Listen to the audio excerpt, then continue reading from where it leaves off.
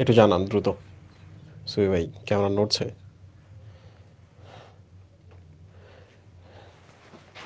দ্রুত দ্রুত সবাই চলে আসেন।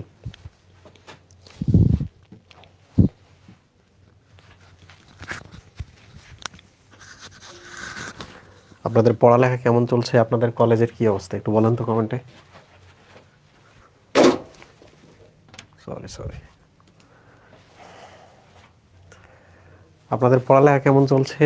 কলেজে কতদিন হইল ক্লাস হচ্ছে? কতদিন হইল?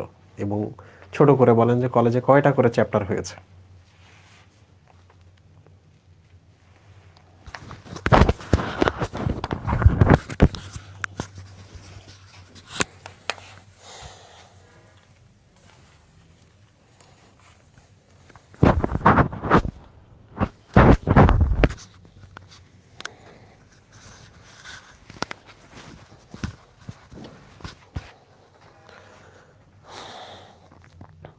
ওয়ালাইকুম সালাম, ওয়ালাইকুম সালাম। বাকিরা কই?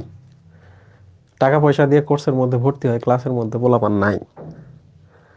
আল্লাহ জানে যে পড়ালেখার থেকে তোমাদের গুরুত্বপূর্ণ জিনিস কি এখন।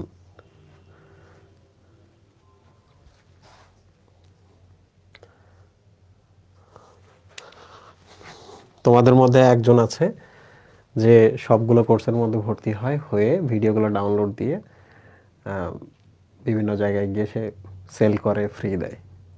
যখন ব্যবসা, একটা জিনিস মনে রাখবা, এডটেক কিন্তু ডেফিনেটলি ইটস এ বিজনেস।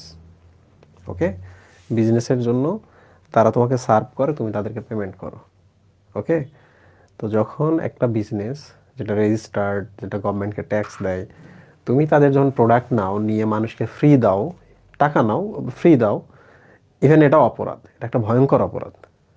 ওকে, একটা সময় মনে হইতো যে কাউরে একটা বই চুরি করলাম, একটা কলম চুরি করলাম, বিদ্যা বোধহয় বাড়বে। এগুলো চুরিতে কোনো পাপ নাই। চুরি চুরি, ওকে, চুরি চুরি। ওকে, আমরা চলে আসি যকৃতে। সবার আগে যকৃতকে, এই জিনিসটা আমরা আগে শিখবো। আমরা মোটামুটি সবগুলো অঙ্গই পড়ে ফেলছি। লালা গ্রন্থি পড়ছি, দাঁত পড়ছি, পাকস্থলী পড়ছি, পিত্তথলি পড়ছি, ডিওডেনাম পড়ছি, রাইট? এখন আমরা দেখবো যকৃৎ। It's a human. এইটা হলো ডায়াফ্রাম। ডায়াফ্রাম মানে হচ্ছে ছাদ, এটা ফেন্স, বেড়া। এর নিচে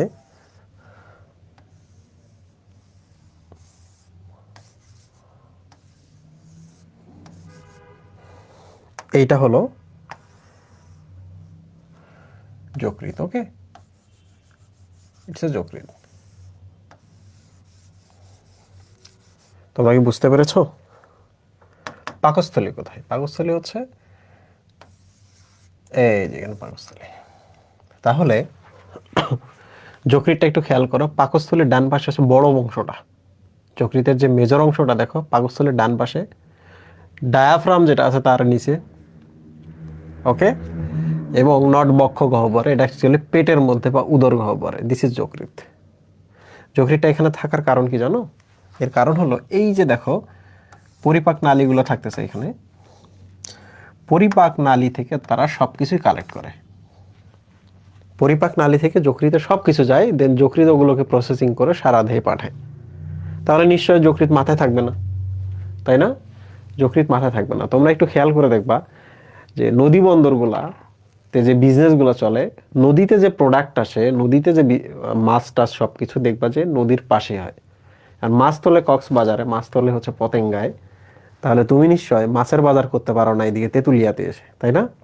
পাথরের বাজার আছে তেঁতুলিয়াতে, তুমি তো পাথরের বাজার ঢাকা শহরে করতে পারো না, ঠিক না? সো যকৃৎটা কোথায় আছে? আমাদের উদর গহ্বরে আছে। এখন আমরা চলে আসি নেক্সট টপিক। অবস্থান আমরা বুঝতে পারছি, এবার আমরা গঠন দেখব। দেখো যকৃতের কয়টা গঠন পর্ষণ? এই যে দেখো একটা, এই যে এখানে দেখছো ভালো করে, তুমি কিন্তু দেখতে পাচ্ছ যে দুইটা খণ্ড, তাই না? কয়টা খণ্ড দেখতে পাচ্ছ? দুইটা। তা কিন্তু না, এই যে এখানে যদি পেছনের দিকে যাও, এখানে দেখবা আরো দুইটা খণ্ড আছে। তাহলে টোটাল খণ্ড কয়টা? চারটি খণ্ড বা চারটি লোব। চারটি কি লোব? এক দুই। তাহলে এইটা ডানে থাকে, সো দিস ইজ ডান। এইটা বামে থাকে, সো দিস ইজ বাম। এই যে এখানে আর যে দুইটা আছে, ডান গেল 1 নম্বর খণ্ড, বাম গেল 2 নম্বর খণ্ড, 3 নাম্বারটা ওটার পেছনে চলে গেছে। হ্যাঁ, এই যে এখানে 3 নাম্বার, এটা নাম হলো কোয়াড্রেট। কি নাম? কোয়াড্রেট। বলো তো কোয়াড্রেট খণ্ডটা দেখতে কেমন হবে? এই যে এরকম 4 কোণা হবে, কোয়াড্র মানে 4, ঠিক কিনা?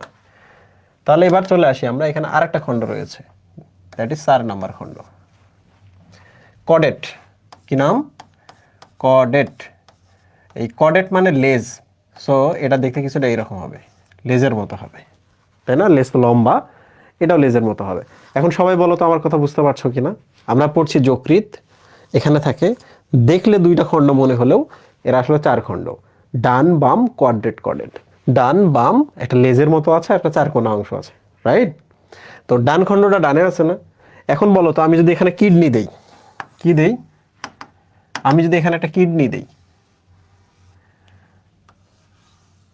তাহলে বলো তো কোন কিডনিটা নিচে থাকে?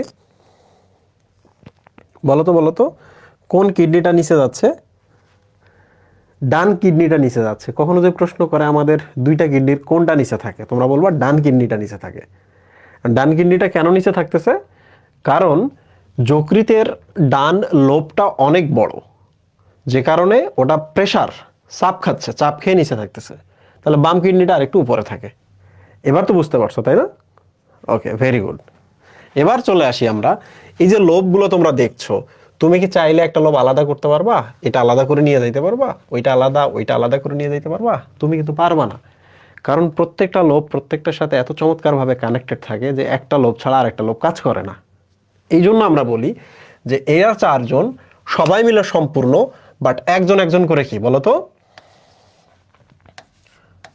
সম্পূর্ণ না অসম্পূর্ণ? বলো, সংসারে যদি কোনো মা না থাকে, সেই সংসার কি কমপ্লিট? তোমাদের যাদের মাকে যারা হারিয়েছো, তোমরাই বলো তো, তোমাদের সংসারটা কি কমপ্লিট মনে হয়? সংসারটাকে কিন্তু কমপ্লিট মনে হয় না, ইটস ইনকমপ্লিট, রাইট? মা অসুস্থ, বিছানায় আছে, লাইক দ্যাট। সো আমরা এখন বলবো যকৃতের 4টা খণ্ড, 4টা লোব, ডান বাম কোয়াড্রেট কডেড, এবং 4টাই হচ্ছে অসম্পূর্ণ খণ্ড। 4টা কি? অসম্পূর্ণ খণ্ড। এখন প্রশ্ন হলো, যদি আমরা যকৃতের বা ছোট ছোট খণ্ডগুলো দেখতে চাই, বলো তো, আমরা তো গঠনটা বুঝলাম, এবার যদি আমরা যকৃতের আণুবীক্ষণিক গঠন দেখি, তাহলে বলো, এটা যদি একটা লোভ হয়, তাহলে এটা যদি একটা লোভ হয়, এই ছোট ছোট ছোট ছোটগুলো কি বলো?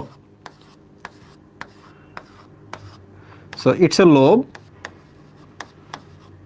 তাহলে এই ছোট ছোটগুলা কি? আহারে, লবিউল না? নাম বড় কিন্তু জিনিস ছোট বোঝায়। ওকে, ছোটগুলাকে আমরা সবসময় লবিউল বলি। যেমন ধমনী একটু পুরু হয় এবং মোটা হয়, ধমনিকা সরু হয়, তাই না? ভেইন মোটা, ভেনিউল ছোট, নালী এরকম, নালিকা সরু। মনে থাকবে? জাল বড় জাল, জালিকা ছোট জাল। বাংলাও পড়াইতে হইতেছে তোমাদের। ওকে, সো এখন আমরা এটার মাইক্রোস্কোপিক গঠন দেখবো। আমরা একটা পরের পৃষ্ঠা নিই, যকৃতের কি দেখবো? মাইক্রোস্কোপিক গঠন দেখবো। মাইক্রোস্কোপের নিচে তুমি যদি যকৃত দেখতে চাও, তাহলে তুমি আসলে কি দেখবা?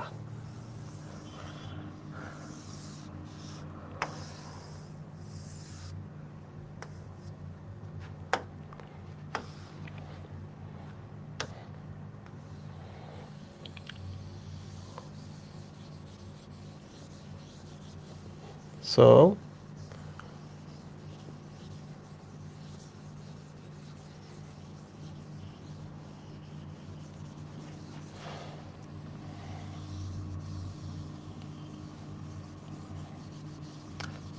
আমরা প্রথমে যকৃতের একটা বড় ছবি অ্যাড করে নিলাম।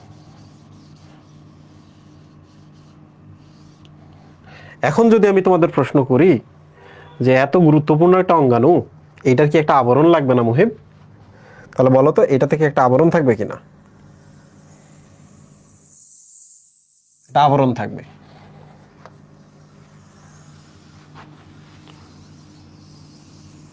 একটু খেয়াল করে দেখো, আবরণটা কিন্তু যকৃতের ভেতরে চলে আসে। কি হয়? ভেতরে যায়। ভেতরে গিয়ে সে বিভিন্ন ভাঁজে ভাঁজে ভাঁজে ভাঁজে প্রবেশ করে, করে এই যকৃতের লোব চারটা কিন্তু হাজার হাজার লোবিউলে ভাগ করে সে ফেলে। কি করে? হাজার হাজার লোবিউলে ভাগ করে ফেলে। আমি একটা লোবিউল দেখাই, দেখো তোমরা। লোবিউলগুলো হবে এইরকম।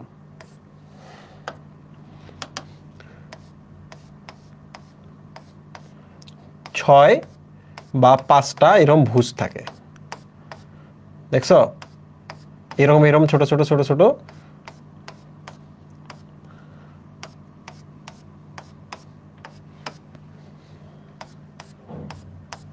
ছোট ছোট এরকম ষড়ভুজাকার থাকে। সো আমরা বলতে পারি this is lobe. What is this? This is lobe, but এই যে যেটা দেখতে পাচ্ছ, দিস ইজ কল্ড, এই এটার নাম হচ্ছে লোবিউল। লোবিউল। ওকে, সো এবার আমরা একটা লোবিউলের গঠন দেখব। আমরা এই যে এখানে একটা লোবিউলের গঠন দেখি।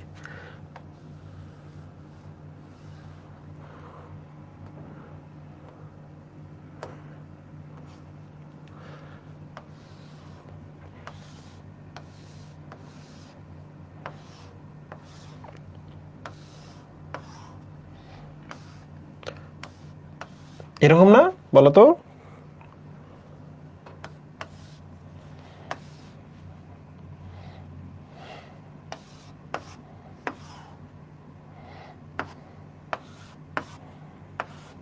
এরকম কিনা? সবগুলো এরকম থাকতেছে কিনা?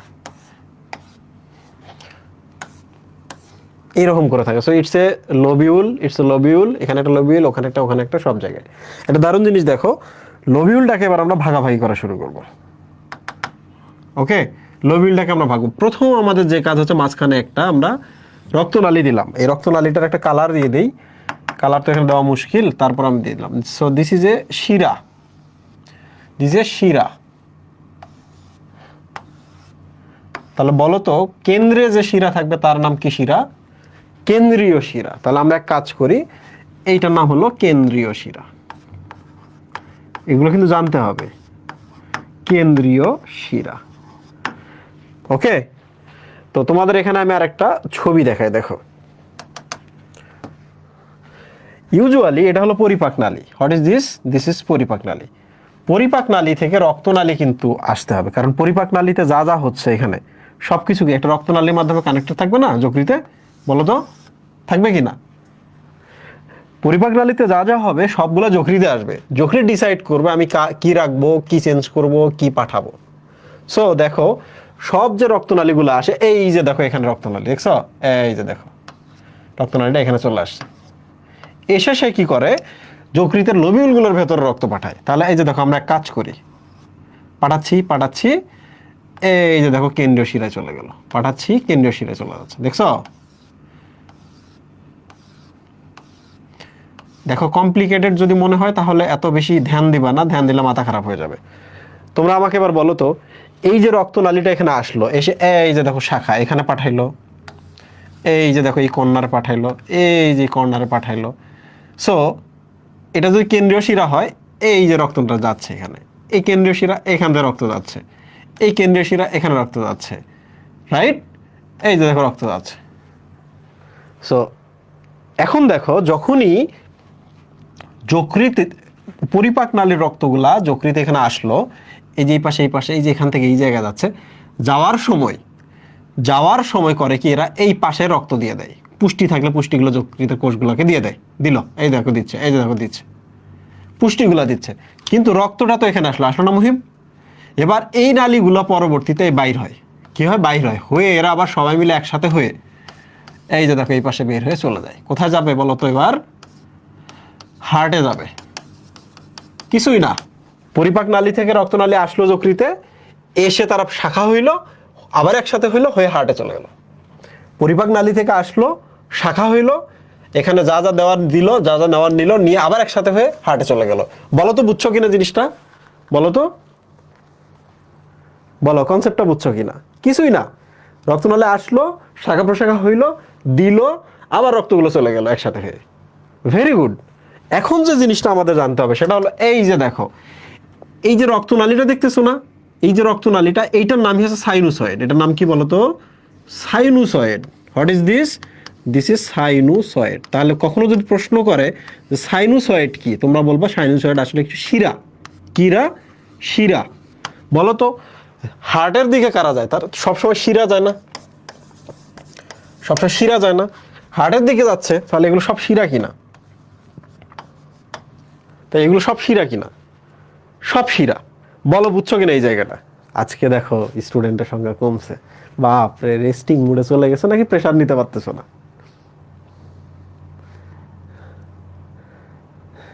হার্টের দিকে যারা যাবে সবাই, ও এক্সাম চলছে, আচ্ছা এক্সামের পর কি আইসা সবগুলো তুলে নিবা, নিয়ে আবার তোমরা আবার জয়েন করবা, ব্যাপারটা কি এরকম? আচ্ছা, সো সাইনোসয়েডস আর শিরা, দিস ইজ কেন্দ্রীয় শিরা। আর এই যে এখানে দেখতে পাচ্ছ, এগুলোর নাম হচ্ছে আর্টারিওল বা ছোট ছোট ধমনিকা, সরি ভেনিউল, ছোট ছোট ভেইন। ঠিক আছে, দিজ আর ভেইন। ভেইন থেকে যাচ্ছে, কারণ এগুলো তো সব ভেইন বা শিরা, এগুলো শিরা। সাইনোসয়েড কেন্দ্রীয় শিরা, তারপর একটা শিরা হার্ট। ঠিক আছে, তো এখানে আমি ছোট যদি দুইটা কথা শেখাই দেই, তোমরা কি মনে রাখতে পারবা? বলো তো যকৃৎ থেকে যে শিরা যায় তার নাম কি? যকৃৎ শিরা না মুহিব? যকৃৎ শিরাকে যদি আমরা ইংলিশে লিখি তার মানে কি? হেপাটিক শিরা না? Hepatic vein. বলো যেটা মনে রাখতে পারবা কিনা? যকৃৎ থেকে যে শিরা যায়, লেজ থেকে গেলে কডাল শিরা, কিডনি থেকে গেলে রেনাল শিরা, যকৃৎ থেকে গেলে হেপাটিক শিরা। মনে রাখতে পারবা? বলো মনে রাখতে পারবা কিনা? Very good. তাহলে এই যে বলো তো এই শিরাটা যাচ্ছে কোথায়? যকৃতে। তাহলে এটাও কি যকৃৎ শিরা না? এটাও কি যকৃৎ শিরা না? তো কথা হচ্ছে মাঝখানে একটা শুধু শব্দ অ্যাড করতে হবে। কি অ্যাড করতে হবে? শব্দ। শব্দটার নাম হচ্ছে পোর্টাল। পোর্টাল শিরা, যকৃৎ পোর্টাল শিরা। যদি আমরা ইংলিশে লিখি তাহলে কি লিখবো বলো তো সবাই? Hepatic portal vein. বলো তো খুব অপরাধ হবে? তাহলে একটা জিনিস মনে রাখবা, এগুলো সব শিরা। যে বের হয়ে গেল সে হচ্ছে হেপাটিক শিরা, আর যে প্রবেশ করতেছে সে হেপাটিক শিরা, মাঝখানে শুধু পোর্টাল কথাটা থাকবে। বলো বলো বলো, মনে থাকবে কিনা? নইলে এটাও যকৃৎ শিরা বললে ওটাও যকৃৎ শিরা বললে বুঝতে পারবা না কোনটার কথা বলছে। মনে থাকবে? ওকে, ভেরি গুড।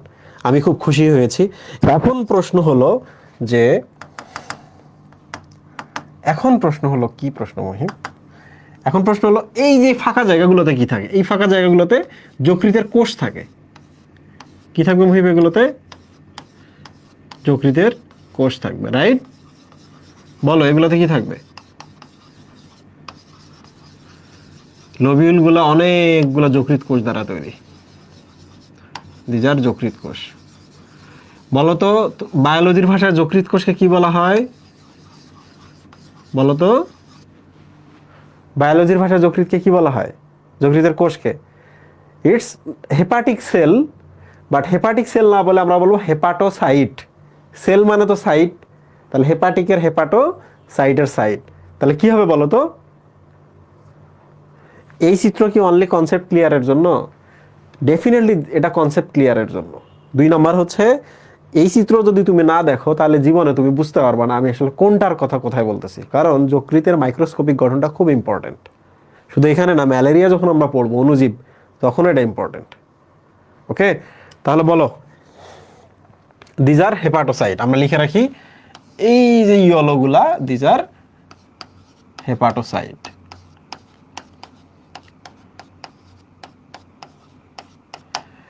এখন প্রশ্ন হলো যে বলতো ফ্যাগোসাইটোসিস যারা করে তারা কি রক্তকণিকা না শ্বেতকণিকা না?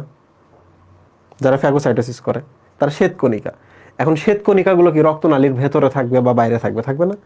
এই যে দেখো আমি এখানে এই যে দেখো দিলাম। তাহলে সাইনোসয়েডে প্রচুর পরিমাণে কি থাকে বলতো? ফ্যাগোসাইটিক কোষ থাকে, যারা জীবাণু আসলে, ময়লা আসলে ক্লিন করে। দেখছো? সো আমরা কাজ করি, এই লাল গুলাকে দাগ দিয়ে এখানে লিখি দিজ আর ফ্যাগোসাইটিক কোষ বা কাপ্ফার সেল। যকৃতের গুলাকে কাপ্ফার কোষ বলা হয়। কাপ্ফার কোষ। বলো কাপ্ফার কোষের কাজ কি বলতো? ফ্যাগোসাইটোসিস।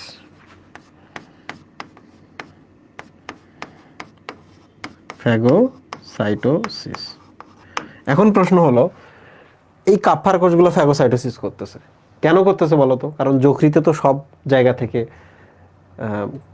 খারাপ জিনিস আসে। এই যে দেখো, তুমি একটা খারাপ জিনিস খাইছো, ওকে, তুমি একটা খারাপ জিনিস খাইছো, তাহলে পরিপাক নালীতে আসবে না মুহিম? পরিপাক নালী থেকে খারাপ জিনিসটা ধীরে ধীরে যকৃতে আসবে না, তারপর হার্টে যাবে না? হার্ট কি সারা দেহে ওটা পাঠিয়ে দিবে না? ব্রেনেও তো পাঠিয়ে দিবে, দিবে কি না? খারাপ হলো না এটা? খারাপ জিনিস সব জায়গায় পাঠিয়ে দিচ্ছে, তাই ইটস বেটার কি চেক পয়েন্টের মধ্যে ওটাকে ক্লিন করা, রাইট? তাহলে এই যে দেখো, এই পাশে আসতেছে, চেক পয়েন্টে প্রবেশ করতেছে, আসলো এসে এই যে এটার ভেতর দিয়ে এখানে যাচ্ছে, এখান থেকে হার্টে চলে যাবে, তাহলে এখানে তোমাকে ক্লিন করতে হবে। বলো তোমরা কি এই কনসেপ্টটা বুঝছো কিনা? Thank you. না, বুঝি নাই। কি বোঝো নাই সাকিব আল হাসান? কাফার কোষ হচ্ছে একটা শ্বেতকণিকা। শ্বেতকণিকা, এর কাজ হলো জীবাণু ভক্ষণ করা। তাহলে এই রক্তনালী তো এগুলো রক্তনালী না, এগুলা সাইনোসয়েড শিরা। তাহলে এগুলোর ভেতর দিয়ে যখন রক্তগুলো যাবে, তখন এই লাল লাল লাল লাল কাফার কোষগুলো কি করবে? ওই জীবাণুগুলোকে ধরবে, ময়লাগুলো ক্লিন করবে, তারপর রক্তটা চলে যাবে কোথায়? হার্টে চলে যাচ্ছে। ঠিক আছে মুহিব? আচ্ছা, এখন প্রশ্ন হলো, লাস্ট প্রশ্ন, এই যে ভাইয়া আমি যে জিনিসটা এখানে দিয়েছি, এইটা কি জিনিস? এই জিনিসটা কি জিনিস বলো? এটা আবরণ না মুহিম? আবরণ কি না? তাহলে এক কাজ করি আমরা, এই আবরণটার একটা নাম দিই। কি নাম দেব? এই আবরণটার নাম হচ্ছে গ্লিসন্স ক্যাপসুল। গ্লিসন্স একজনের নাম, এগুলো পরবর্তীতে এমনি মনে থাকবে, ঠিক আছে? এগুলো টেনশন করার দরকার নাই। Glisson's capsule. ক্যাপসুল মানে তো তোমরা জানোই, ক্যাপসুল মানে কি? এই যে এটা হলো ক্যাপসুল, যার ভেতরে ওষুধ থাকে। তাহলে ক্যাপসুল মানে অ্যাকচুয়ালি আবরণ। তাহলে এই যে আবরণটা তোমরা দেখতে পাচ্ছ, ইট ইজ গ্লিসন্স ক্যাপসুল। ওকে, আচ্ছা। একজন প্রশ্ন করছে মৃত ব্লাডগুলো কি হলো? হ্যাঁ, এটা ভালো প্রশ্ন। এই দেখো, যে ব্লাডগুলো আসবেই পাশে, ওদেরকে যদি মারতে হয়, তাহলে এখানে এসে এই যে দেখো আসলো, এসে এই যে এগুলোর ভেতরে তাদেরকে আমরা ক্লিয়ার করব। এই ফ্যাগোসাইটিক কোষগুলো আছে না, এই যে কাফার কোষগুলো আছে, ওগুলোকে কিল করে ওই যে হিমোগ্লোবিন, গ্লোবিন, হিমে ভাগ করে, যেটা আমরা আজকে শিখবো। তোমরা এবার আমাকে বলো, এখন ও বলছে ফসফোলিপিড বাইলেয়ার। না না না না না, এটা ফসফোলিপিড বাইলেয়ার না, এটা ফসফোলিপিড বাইলেয়ার না। এটা যে কাপড়ের মতো, কাপড়ের মতো আমার দেহ যেভাবে আমি ঢেকে রাখি, এটা হচ্ছে যকৃতে সেই আবরণটা। ইটস নট ফসফোলিপিড বাইলেয়ার, কোষ ঝিল্লি না, এটা আবরণ। ওকে, তাহলে এখন আমি প্রশ্ন করবো, তোমরা প্রশ্নের উত্তর দাও এক এক করে, তাইলে আমি বুঝবো যে তোমরা বুঝছো কিনা।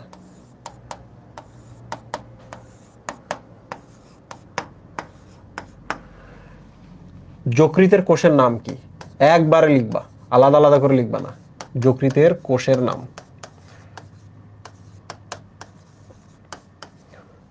দুই নম্বর হচ্ছে, যকৃতের লোবিউল গুলো কয় কোণাকার? লোবিউল কত কোণাকার বা কত বাহু? কি সমস্যা মহিম? এই এটা না, কত কোণাকার। এরপরটা হচ্ছে, যকৃতের ফ্যাগোসাইটিক কোষের নাম কি? ফ্যাগোসাইটিক কোষের নাম কি?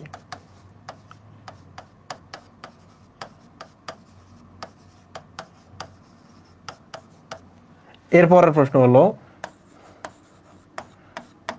যকৃতের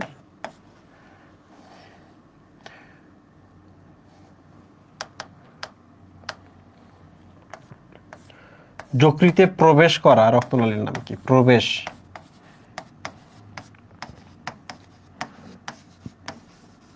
কৃত রক্তনালীর নাম কি? এরপরটা হচ্ছে, যকৃতের খণ্ডগুলো সম্পূর্ণ না অসম্পূর্ণ?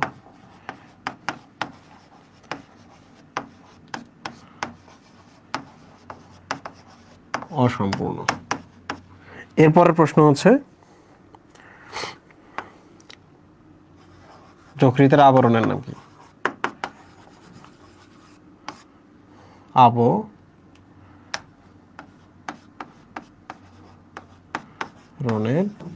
নাম কি? বলো সবাই দ্রুত, দেখি কি করো তোমরা। আচ্ছা, হেপাটোসাইট। লোবিউল 5-6 ভুজ, হ্যাঁ ভেরি গুড। ফ্যাগোসাইটিক কোষের নাম কাপ্ফার কোষ, ভেরি গুড। হেপাটিক পোর্টাল শিরা, যেটা প্রবেশ করছে, যেটা বের হচ্ছে সেটা হেপাটিক শিরা, ভেরি গুড। খণ্ডগুলো অসম্পূর্ণ, ভেরি গুড। আবরণের নাম হচ্ছে গ্লিসন্স ক্যাপসুল। বলো তোমরা কি গিফট চাও আমার কাছ থেকে? এত দারুণভাবে তোমরা উত্তর করছো। তোমরা কি জানো তোমাদের একাডেমিকও ডান, তোমাদের মেডিকেল এডমিশনও ডান, মেডিকেলে চান্স পেয়ে গেছো, 100-তে 100 পেয়ে গেছো। টি শার্ট, আইফোন নিড, এই গরিব যে সে বলবে আইফোন। টি শার্ট যে সে আসলে ফিল করে যে রাজীব ভাই আমাদের লোক, তাহলে টি শার্ট দেন। ওকে, 15 মিনিট বেশি পড়ান আজকে। হ্যাঁ আজকে বেশি পড়াবো, আজকে পড়াইতে পড়াইতে একবারে আমরা সেরি করে দেন পড়ালেখা শেষ করবো। সো আমরা মোটামুটি যকৃৎ শেষ করেছি। হ্যাঁ, যকৃতের আরও কিছু তথ্য আছে, যেমন এইটা মনে রাখতে পারো 1.2, দেন 1.4, দেন 1.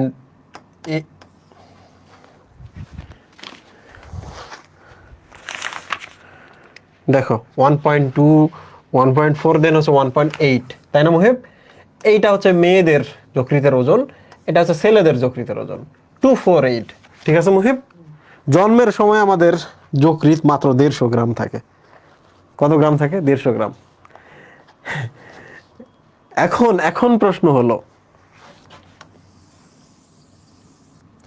এখন প্রশ্ন হলো যে তোমরা কি এই জিনিসটা তোমাদের মনে আছে, যকৃৎ থেকে কিভাবে আসে, এসে একসাথে হয়, দেন এই যে পিত্তথলির সাথে যুক্ত হয়, হয়ে এম্পুলা অফ ভ্যাটারের মাধ্যমে আমাদের ডিওডেনামের মধ্যে যকৃৎ থেকে পতিত হয়? মনে আছে তোমাদের এটা? এটা কি মনে আছে কিনা? ওরে থ্যাংক ইউ, ভেরি গুড। এটা কিন্তু জানতে হবে। তাহলে আজকের পড়ার মধ্যে এটা ছিল, আমি কিন্তু এটা আগে পড়াই ফেলছি। তাহলে এটা আরেকবার রিভিশন করে নিবা। ওকে, আজকে কিন্তু প্রশ্ন ছিল, এটা আমি প্রশ্ন করছিলাম। তো এবার চলে আসি আমরা যকৃতের আসলে কি কি কাজ আছে। এই শোনো, এগুলো মুখস্থ করবা না, এগুলো বোঝার চেষ্টা করবা। ওকে, এগুলো বোঝার চেষ্টা করবা। আচ্ছা, এই তো আমি কোনোদিন তোমাকে মুখস্থ করাবো না, কারণ আমি সবসময় চাই তোমার ব্রেনের যেন বিকাশ হয়। ব্রেনের বিকাশ জরুরি, ভাবতে শেখা জরুরি, শত শত জিনিস শেখা জরুরি। এখানে আরেকটা জিনিস, সেটা হলো তোমরা কি কমেন্ট করতেছো আমি দেখতেছি না। শীতে একটা হুডি ছুড়ে দেন, হুডি ছুড়ে দেন। অভিদা কি জিলাপি ছুড়ে দেয়? অভিদা হচ্ছে কৃপণ লোক, তোমাদের জিলাপি না। অভিদা ভালো মানুষ। ওকে, জিলাপি যে দেয় সে খুব ভালো মানুষ। এরা আবার স্ক্রিনশট নিয়ে আবার হচ্ছে কে এটা বলবে যে অভিদা কৃপণ, এটা বলা যাবে না। অভিদার মন সবচেয়ে বড়। ওকে, এইচএসে অভিদা বিশাল মন। আচ্ছা, তাহলে আপনি টি শার্ট দেন। হ্যাঁ আমি টি শার্ট দেবো। দেখো তোমাদের জন্য আমি 250,000 টাকা আলাদা করে রাখছি। ওকে, একটা ছোট জমি ছিল আমার ঢাকা শহরে, ওটা আমি বিক্রি করে দিচ্ছি 250,000 টাকায়। তো ওই টাকাটা আমি দিব তোমাদের সাইকেল 1-এর 2টা যে চ্যাপ্টার পড়াইছিলাম এবং সাইকেল 2-তে যে 2টা চ্যাপ্টার পড়াবো। এইটা শেষ হলো তো প্রাণীর বিভিন্নতা ও প্রাণীর পরিচিতি, হাইড্রা, রুই মাছ এবং ঘাস ফড়িং পড়াবো। তখন ওই দুইটা এবং এই দুইটা একসাথে করে 250,000 টাকার গিফট আমি তোমাদের দেবো। সাইকেল 1 করি নাই স্যার, এখন সাইকেল 1-এ গিয়ে ক্লাসগুলো করে আসো। ওকে, 2 উইক এক্সট্রা টাইম দিন। এক্সট্রা টাইম কি? যেদিন, একটু খেয়াল করে দেখো, যেদিন প্রাণীর পরিচিতি শেষ হবে তারপরে যেদিন ক্লাসের দিন, ওই দিনে তোমাদের এই মেগা এক্সামটা হবে। এক্সট্রা একদিনও সময় দিব না, শেষে গিয়ে বলো পরীক্ষার সময়। কেন? এখন পড়তে কি সমস্যা? রেগুলার পড়াশোনা করবা, রেগুলার টাইমে পেয়ে যাবা। সো তখন বইলা লাভ নাই। আচ্ছা, এটা ইংরেজি কি? স্টোরেজ, তাই না? যকৃতের সঞ্চয় ভূমিকা, স্টোরেজ, রাইট? যকৃৎ কি কি সঞ্চয় করে এটা আমরা শিখবো এখন। তো এই কনসেপ্ট তুমি যদি এখন বোঝো, তাহলে কিন্তু যকৃতের ওই পরবর্তীতে আরো অনেক টপিক আছে, সেগুলো তুমি বুঝে ফেলবা। আমি এক কাজ করি, সেটা হলো প্রথমে একটা যকৃতের ছবি অ্যাড করি। ওটা ওদিকে চলে গেছে। ওকে, তাহলে একটা কাজ করি, একটা কোষের ছবি অ্যাড করি। মহিম, এটা একটা যকৃৎ কোষ, 4 কোণাকার কোষ, ভুয়া কোষ একটা দিলাম আমরা। ঠিক আছে, ইটস এ কোষ, হেপাটোসাইট লিখে রাখি আমরা এখানে, হেপাটোসাইট।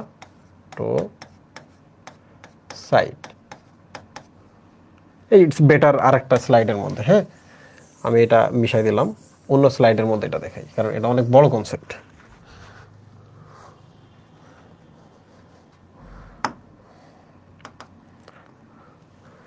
সো এক কাজ করি আমরা,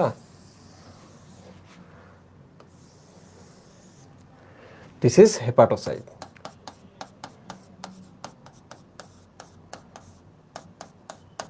what is this? This is hepatocyte. তোমরা একটা জিনিস চিন্তা করো, এইটা হলো পরিপাক নালী। What is this? This is পরিপাক নালী। লিখে রাখি আমরা এখানে পরিপাক। মুখ দেখা যায় না, দেখা গেলে খবর আছে। দিস ইজ পরিপাক নালী। এখন এক এক করে তোমরা দেখবা আর শিখবা। তোমরা আমাকে বলো তো, পরিপাক নালীতে যখন শর্করা আসে সবগুলো কি ধরা যাক গ্লুকোজে পরিণত হচ্ছে কিনা, কিংবা ফ্রুক্টোজে পরিণত হচ্ছে কিনা, কিংবা গ্যালাক্টোজে পরিণত হচ্ছে কিনা, এগুলো সব শর্করা কিনা মহিম? এই সবগুলা গেল যকৃতে। তাহলে আমরা এখানে লিখি আবার গ্লুকোজ, ফ্রুক্টোজ, কি গ্যালাক্টোজ। তাহলে এই যে এখান থেকে এই জায়গায় চলে গেল, এই যে রক্তনালীর মাধ্যমে চলে গেল। So what is this?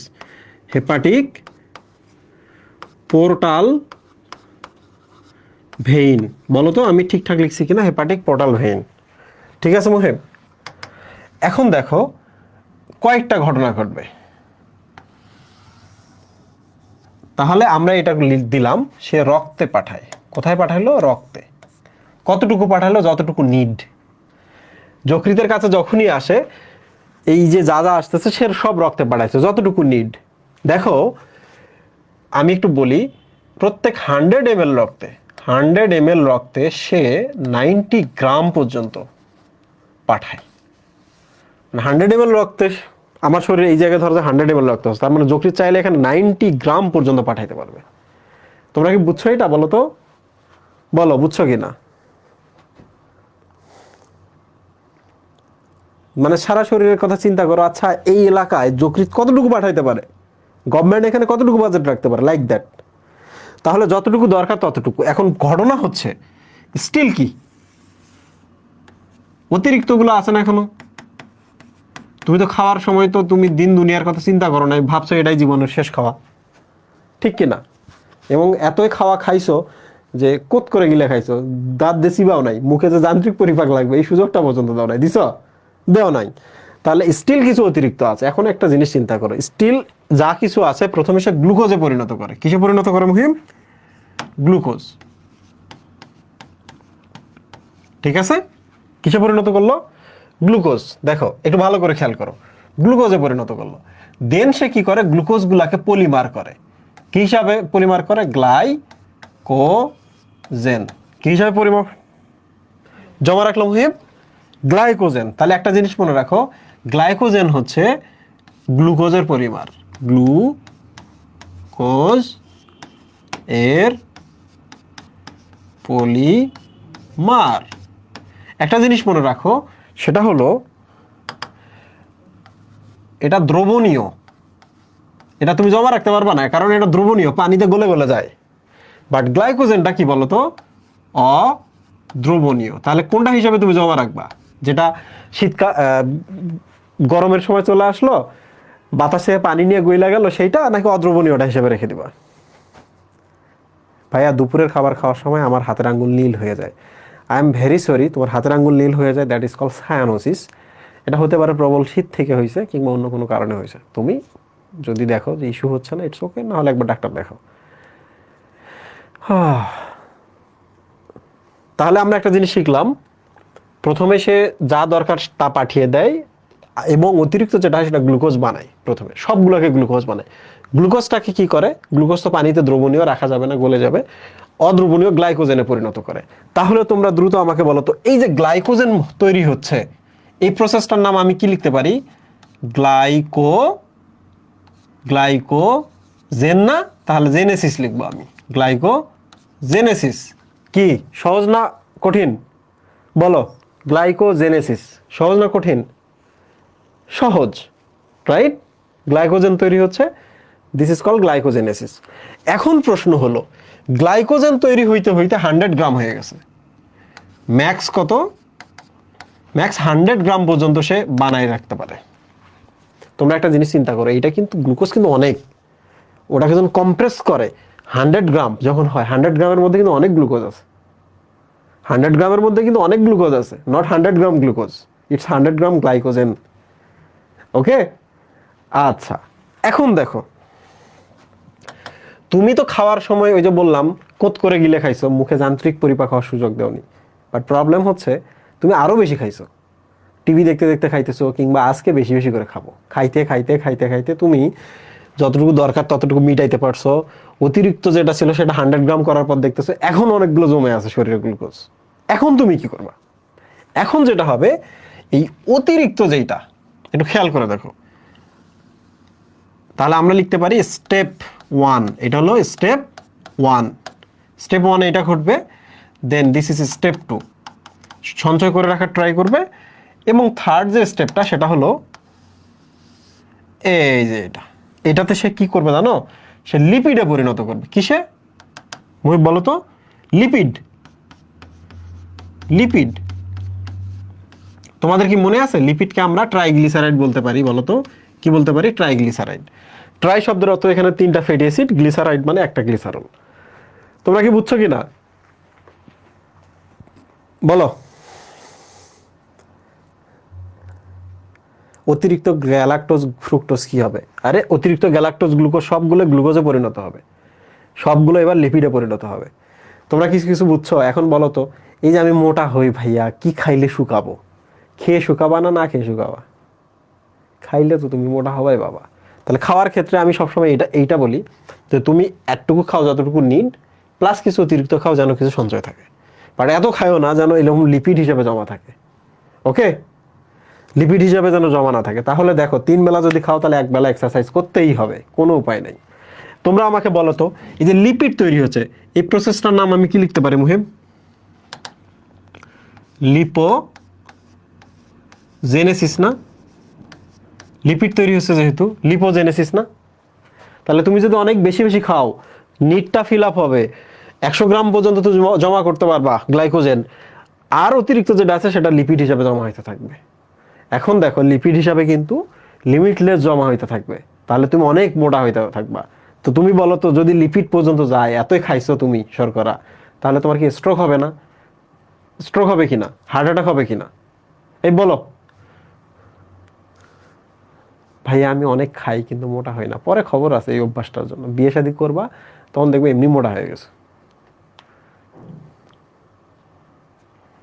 ভাইয়া ক্লাস নোটগুলো ওয়েব অ্যাপে দিলে খুব ভালো হতো, প্লিজ দয়া করে এই ধরনের কথা বলো না। এটা কি করবা, পোস্টের মধ্যে লিখবা, তোমাদের সৌরভ শিকদার ভাই আছে তারা ধরবা, গলা চিপে ধরো, ওয়েব অ্যাপে দেন। আচ্ছা, তোমরা যদি সব বুঝে থাকো তাহলে আমি অনেকটা তোমাদের বোঝাতে পারছি, আমি স্যাটিসফাইড এখন। So this is step 3। কি মুহিব, দিস ইজ স্টেপ 3। এখন তোমরা তো সব শিখলা, কিন্তু তোমরা যে এই যে দেখো, শিরা ধমনী কিন্তু কখনো কোষের ভেতরে ঢোকে না, এটা মাথায় রাখবা, কোষের পাশ দিয়ে যায় সে, তখন এই জিনিসগুলো এখানে যায়। এখন বলো তো, এই যে এখানে কে এমন ছিল যার কারণে এটা ঢুকতে পারছে? বলো তো, তোমাদের কি মনে আছে এখানে কে ছিল যার কারণে এই শর্করাগুলো কোষের ভেতরে ঢুকতে পারছে? ডেফিনেটলি এখানে ইনসুলিন ছিল, ছিল কিনা? ইনসুলিন ছিল, ছিল কিনা? Hair is insulin. কি নাম? এই বলো তো, বলো তো, বলো তাড়াতাড়ি বলো, ইনসুলিন ছিল কিনা এখানে? এখানে ইনসুলিন ছিল। তাহলে একটা জিনিস এবার আমাকে বলো, যে রক্তে শর্করার পরিমাণ সে কমাই দিল না, কারণ রক্ত থেকে টেনে ভেতরে ঢোকালো না। তাহলে আমরা বলতে পারি এটা ইনসুলিন। ক্লাস রেগুলার না করলে তুমি ইনসুলিন বুঝতে পারবে না, ইনসুলিন কি জিনিস। অগ্নাশয় থেকে, বিটা কোষ থেকে ইনসুলিন আসে। তো একটা জিনিস দেখো, ইনসুলিন যখন শর্করাকে ভেতরে ঢোকাবে তখন কিন্তু রক্তে কমে যাবে, এই জায়গায় রক্তে কমে যাবে, এই যে হেপাটিক পোর্টাল ভেইনে। তাহলে আমরা একটা জিনিস বলতে পারি, ইনসুলিন রক্তে শর্করা কমায় কিন্তু কোষের ভেতরে বাড়ায়, তাই না মুহিব? তাহলে ইনসুলিন দেখো তো গ্লাইকোজেনের পরিমাণ বাড়াচ্ছে না, যেহেতু ভেতরে আনতেছে। ইনসুলিন কি করতেছে? লিপিডের পরিমাণ বাড়াচ্ছে না, যেহেতু ভেতরে নিয়ে আসতেছে। ঠিক কিনা? ইনসুলিন এই যে দেখো তোমার নিড অনুযায়ী শর্করা তোমার সারা শরীরে পাঠানোর ব্যবস্থা করতেছে কিনা। তাহলে ইনসুলিন যদি তোমার দেহে না থাকে, তাহলে রক্তের শর্করা রক্তেই সারা জীবন থাকবে, কোষের ভেতরে যাইতে পারবে না, প্রয়োজন অনুযায়ী বিলি বন্টনও হবে না। তাহলে বলো, যে লোকের ইনসুলিন নাই সে লোক কি বাঁচবে? সে লোক কিন্তু বাঁচবে না। তাকে কি করতে হবে? তাকে কি করতে হবে? তাকে ইনসুলিন নিতে হবে। আচ্ছা, এখন আমরা সেম জিনিসটা এখন উল্টো পাশে দেখব। সেম জিনিসটা কিভাবে দেখবো মুহিম? উল্টো পাশে দেখবো, তোমরা যারা এতক্ষণ পড়লা এবার উল্টো পাশে চিন্তা করো, সবাই দেখো। এখন ধরা যাক তুমি তোমার এই জায়গার শর্করাগুলো সব খেয়ে ফেলছো না? রক্তের মাধ্যমে সারা দেহে পাঠাইছিলা, তো রক্তের মধ্যে শর্করা কমে গেছে। তোমরা এবার বলো তো আমাকে, প্রথমে কি হবে? প্রথমে এইটা ভাঙবে না? এবার চিন্তা করো, এবার কিন্তু গ্লাইকোজেন ভেঙে এই যে দেখো এদিকে যাওয়ার চেষ্টা করবে, তাহলে গ্লাইকোজেন ভেঙে প্রথমে গ্লুকোজ হবে। বলো বলো বলো, কি হবে? গ্লুকোজ। গ্লুকোজগুলো তখন কোথায় যাবে? রক্তে যাবে। কোথায় যাচ্ছে? এই দেখো রক্তে যাচ্ছে। রক্ত এখন তোমার সারা শরীরে গ্লুকোজগুলো দিচ্ছে। তাহলে এই যে সঞ্চয় করে রাখছিলাম ওইটা এখন আমি ভেঙে ভেঙে আবার পাঠাচ্ছি। কি ভাঙলাম মুহিম? গ্লাইকোজেন। গ্লাইকোজেন যেহেতু ভাঙছি, তাহলে লাইসিস কথাটা এবার আসবে না? গ্লাইকোজেন থেকে গ্লুকোজ তৈরিকে এবার আমরা কি বলবো বলো তো? গ্লাইকোজেন লিখি আগে, গ্লাইকোজেন ও লাইসিস। গ্লাইকোজেন ও লাইসিস, বলো গ্লাইকোজেন ও লাইসিস। এবার চলে আসি আমরা, কোনো কারণে তোমার গ্লাইকোজেন শেষ, তাহলে তোমার খাওয়ার সুযোগ নাই, তোমার বাসায় ভাত নাই, তোমার রক্তে গ্লুকোজ কমে গেছে, তাহলে তোমার শরীর কি করে? প্রথমে গ্লাইকোজেন ভেঙে পাঠাবে। গ্লাইকোজেন ভাঙা যখন শেষ হয়ে যাবে, পুরো গ্লাইকোজেন শেষ, এখনো তুমি খাও নাই, তখন তোমার লিপিড ভাঙা এবার শুরু হবে না? লিপিড ভাঙা শুরু হবে কিনা? তাহলে এবার কি হবে দেখো, লিপিড ভাঙতেছে, দেখছো? এবার লিপিড ভেঙে ভেঙে চলে যাচ্ছে। তোমরা এবার বলো তো, লিপিড তৈরিকে যদি আমরা লিপোজেনেসিস বলি, তাহলে লিপিড ভাঙাকে আমরা কি বলবো? লিপোলাইসিস বা লাইপোলাইসিস। বলবো কি না? বলবো কি না মহিম? তুমি এবার আমাকে বলো তো, লিপিড ভেঙে কি আমাদের রক্তে যাইতে পারবে? পারবে না। লিপিডটাকে ভেঙে প্রথমে কিসে পরিণত করব আমরা? বলো বলো বলো, লিপিডটা ভেঙে আমরা প্রথমে কি পরিণত করব? লিপিড ভেঙে লিপিড হলো, এটাকে ভেঙে এবার আমরা কিসে পরিণত করবো বলো তো মহিম? গ্লুকোজ। গ্লুকোজে পরিণত করবো না? তাহলে লিপিডটা ভেঙে গিয়ে প্রথমে গ্লুকোজ হবে, গ্লুকোজটা তখন আর রক্তে যাবে, রক্ত তখন শুধু গ্লুকোজটাই ব্যবহার করতে পারবে। দেখো না, সব জায়গায় গ্লুকোজ যাচ্ছে, সব জায়গায় দেখো ওই যে ওদিক থেকেও গ্লুকোজ আসতেছে, তাহলে লিপিড ভেঙেও গ্লুকোজ হবে, গ্লুকোজ হয়ে চলে যাবে। তাহলে এখানে একটা দারুণ জিনিস পাইছি। কি জিনিস পাইছি মহিব? দেখো তো, এই যে লিপিড ভেঙে যে গ্লুকোজ হচ্ছে, এই প্রসেসটার নাম কি জানো? এই যে এখানে যে প্রসেসটার কথা বলতেছি, এটার নাম হচ্ছে গ্লুকোনিওজেনেসিস। গ্লুকো, কারণ এখানে গ্লুকোজ তৈরি হচ্ছে, নিও, নিও মানে নতুন উৎস। গ্লাইকোজেন ছাড়া, গ্লাইকোজেন থেকে গ্লুকোজ হয় আমরা জানি, গ্লাইকোজেন ছাড়া যখন অন্য কোনো উৎস থেকে গ্লুকোজ তৈরি হয়, তাহলে আমরা বলবো এটা অন্য উৎস, নতুন উৎস। এটা শর্করা, এটা কিন্তু লিপিড। তাহলে লিপিড থেকে গ্লুকোজ হবে, লিপিড থেকে শর্করা হবে, এটা আমরা ভাবতে পারি নাই। এই জন্য আমরা এখানে নিও কথাটা অ্যাড করছি, গ্লুকোনিও। তাহলে গ্লুকোজ তৈরি হচ্ছে নতুন উৎস থেকে, তার মানে জেনেসিস, গ্লুকোনিও জেনেসিস। বলো কারা কারা এই জিনিসটা বুঝছো? বলো কারা কারা এই জিনিসটা বুঝছো?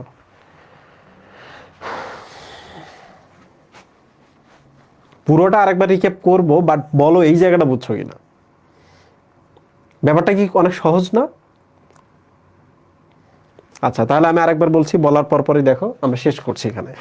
গ্লুকোজ খাওয়ার যাই খাও তুমি, খাদ্য, তুমি খাদ্য খাইছো, খাদ্য খেয়ে আফটার পরিপাক, এখানে কি লিখবো? পরিপাক। পরিপাক হয়ে এগুলা কোন ধরনের খাদ্য খাইছো মহিব তুমি? শর্করা, তাই না?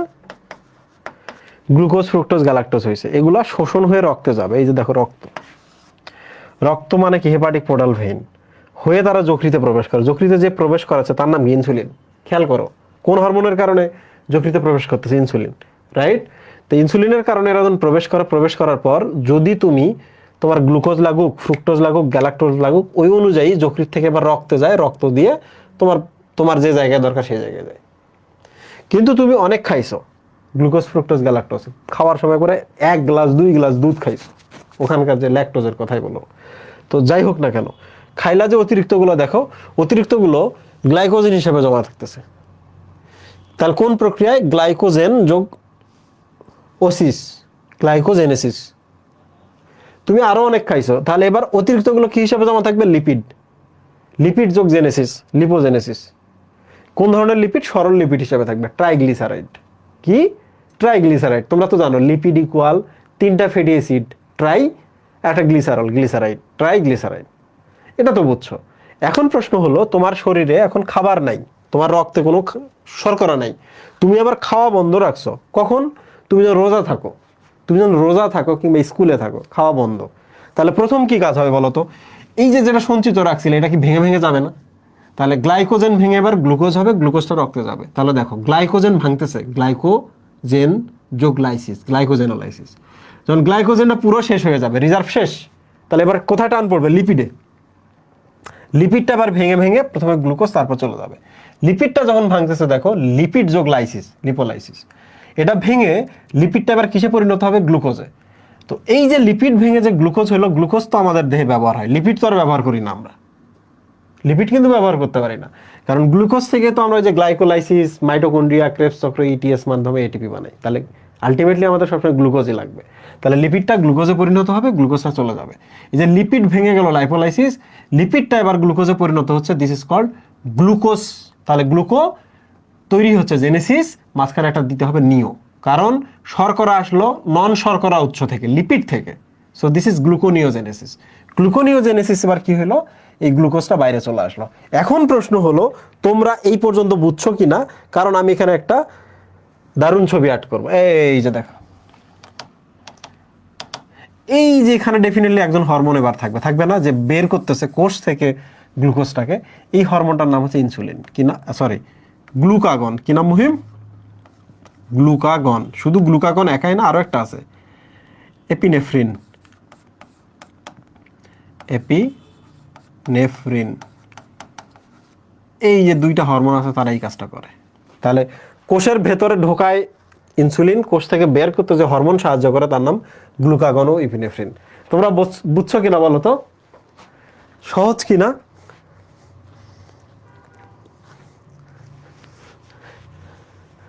ও বুঝছি, ইজি টপিক। হ্যাঁ, এগুলো তো ইজি টপিক, এখন পড়ার সময় গিয়ে দেখবা পুরো পণ্ডিত হয়ে গেছো। আজকে একটা স্লাইড আছে আমার কাছে, দেখো। আমার ক্লাস করলে, মানে তোমরা যারা ক্লাস করতেছো, এখানে একটা ডিগ্রি প্রদান করা হয়। আমি যা জানি কেউ তা জানে না, A J J KT J N. ডিগ্রিতে একটু মডিফিকেশন নিয়ে এসেছি। তাহলে তোমাদের নামের শেষে দিয়ে দিবা হচ্ছে A J J KT J N. Okay ভাইয়া, ইলাস্টেজ এনজাইমের কাজটা একটু একটু বলবেন। ইলাস্টেজ ইলাস্টিনের উপরে কাজ করে, ইলাস্টিন ভেঙে ফেলে। এটা একটা হচ্ছে প্রোটিন পরিপাকের এনজাইম। ও আচ্ছা, বাংলাদেশে আমি যা জানি তা কেউ জানে না, এরা কি আর একটা ছিল? আচ্ছা, বাংলাদেশে দিয়ে দিছি, ভেরি গুড। তাহলে একটু মডিফিকেশন চলে আসছে ডিগ্রিতে, এটা আরো দামি ডিগ্রি। এটা অর্জন করতে গেলে প্রচুর কষ্ট করতে হবে, কারণ তোমরা দেখছো জিনিস সহজ, শুধুমাত্র পড়ি না বলে জানি না, ঠিক কি না? শুধু পড়ি না বলে জানি না। তাহলে তোমাদের এবার নেক্সট কোশ্চেন বলো তো, ভেতরে ঢোকাচ্ছে কে? ইনসুলিন। ভেতরে ঢুকে লিপিডের পরিমাণ কে বাড়াচ্ছে? ইনসুলিন। ভেতরে ঢোকায় গ্লাইকোজেনের পরিমাণ কে বাড়াচ্ছে? ইনসুলিন। তাহলে এবার বলো তো, বাইর করতেছে কে? এখানে গ্লুকাগন এবং এপিনেফ্রিন। তাহলে গ্লাইকোজেন ভেঙে, গ্লাইকোজেন ভাঙতেছে কে? এ, তাই না? গ্লাইকোজেন এখন কমে যাচ্ছে, যেহেতু এসে চলে আসছে, বাইর করে নিতেছে। লিপিডের পরিমাণ কে কমাচ্ছে? এ কমাচ্ছে, ঠিক কিনা? তাহলে এ যা করতেছে এটা তার উল্টা কাজ করতেছে, বুঝছো? বলো। বাংলাদেশে আমি জানি, আচ্ছা হইলেই হইলো। আচ্ছা, সো এখন আমরা চলে আসি, দেখো তো এই জিনিসটা এখন বোঝো কিনা বলো তো। গ্লাইকোজেন সঞ্চয় কথাটা আসলে তোমরা কি বলতে পারবা না কেমনে গ্লাইকোজেন সঞ্চয় হয়? বলো তো, গ্লাইকোজেনেসিস প্রক্রিয়ায় এই হরমোন কাজ করে, পারবা কি না? Very good. এবার চলে আসি তাহলে আমরা রক্ত সঞ্চয়। কিসে আসলাম মুহিম? রক্ত সঞ্চয়। এটা খুব সিম্পল, দিস ইজ যকৃৎ। ওকে, তোমরা একটা জিনিস দেখো, যকৃতে যে রক্ত নালী প্রবেশ করলো, সে শাখা প্রশাখা হয়েছে না? হয়েছে কিনা? আবার এগুলো একসাথে হয়ে একসাথে হয়ে একসাথে হয়ে এবার বের হচ্ছে কিনা? তো তুমি যদি কখনো এক কাজ করো যে আমি এই জায়গায় গিয়ে একটা দাগ দিয়ে ব্যারিকেড দিব, এখানে গিয়ে একটা ব্যারিকেড দিব, তাহলে ভেতরে কি রক্তগুলো আটকে গেল না? বাইর হইতেও দিতেছো না, এদিকটা আর ঢুকতে দিচ্ছ না। তাহলে তুমি যদি এই সময় গিয়ে এখানে দেখো, দেখবা 1500 ml রক্ত পাবা তুমি। 1500 ml, সার্বক্ষণিক 1500 ml কনস্ট্যান্ট পাওয়া যায় এখানে। কতটুকু পাওয়া যায়? 1.5 লিটার। মানুষের রক্তই হচ্ছে 5 থেকে 6 লিটার, তার মধ্যে 1.5 লিটার আছে এই জায়গায়। তাহলে কাউরে যদি কলিজার মধ্যে ঘুষি মারো আর কলিজা যদি ফাইটটা যায়, এই মানুষটার তুমি বাঁচাইতে পারবা? বলো তো, এই মানুষটার তুমি বাঁচাইতে পারবা? বাঁচাইতে পারবা না। তাহলে আমরা শিখলাম রক্ত সঞ্চয়, তাহলে 1500 ml। এই জন্য এটাকে কিন্তু রক্তের রিজার্ভার বা ব্লাড ব্যাংকও বলা হয়। কিন্তু একটা দারুণ জিনিস হচ্ছে, এই রক্তগুলো কিন্তু ওখানে জমা থাকে না, সার্বক্ষণিক ফ্লো করতেছে। ইনপুট যে সময়ে যতটুকু ইনপুট হচ্ছে ওই সময় ততটুকু বের হয়ে যায়, কেউ ওখানে স্থির না। ঠিক আছে মুহিব? আচ্ছা, 3 নাম্বারটার কথা এবার ভাবি আমরা, ভিটামিন সঞ্চয়। যকৃতে দুই ধরনের ভিটামিন সঞ্চয় হয়। তো এইটা সব সময় তোমরা পড়ে আসছো, আবার পড়বা, বারবার পড়বা। একটা হলো পানিতে দ্রবণীয় ভিটামিন,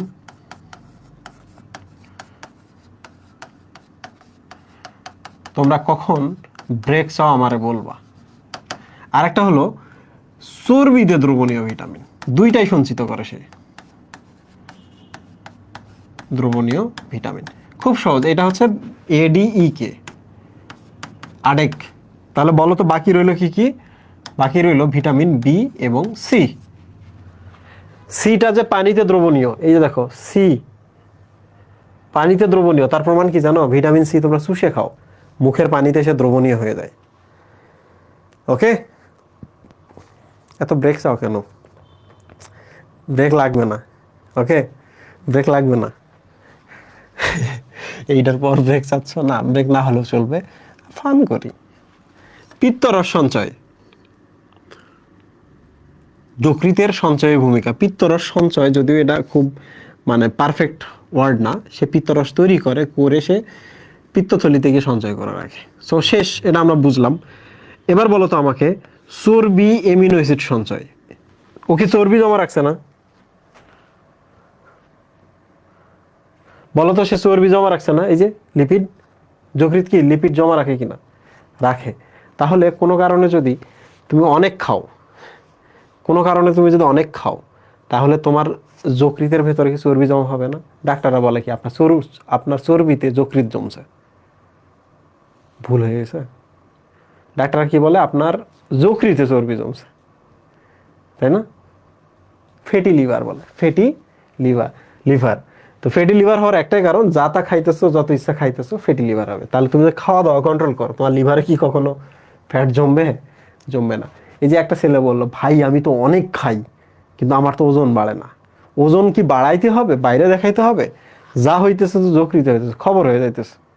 আচ্ছা না মহিম? তোমরা যে এত কিছু দেখলা, এইটা কি এখানে অনেক ধরনের বিক্রিয়া চলতেছে না মহিম? এখানে প্রায় 5 শতাধিক বিক্রিয়া চলে। এই জন্য এটাকে বলা হয়, কি বলে এটাকে? বায়োকেমিক্যাল ল্যাবরেটরি, জৈব রসায়নগার বলা হয় এটাকে।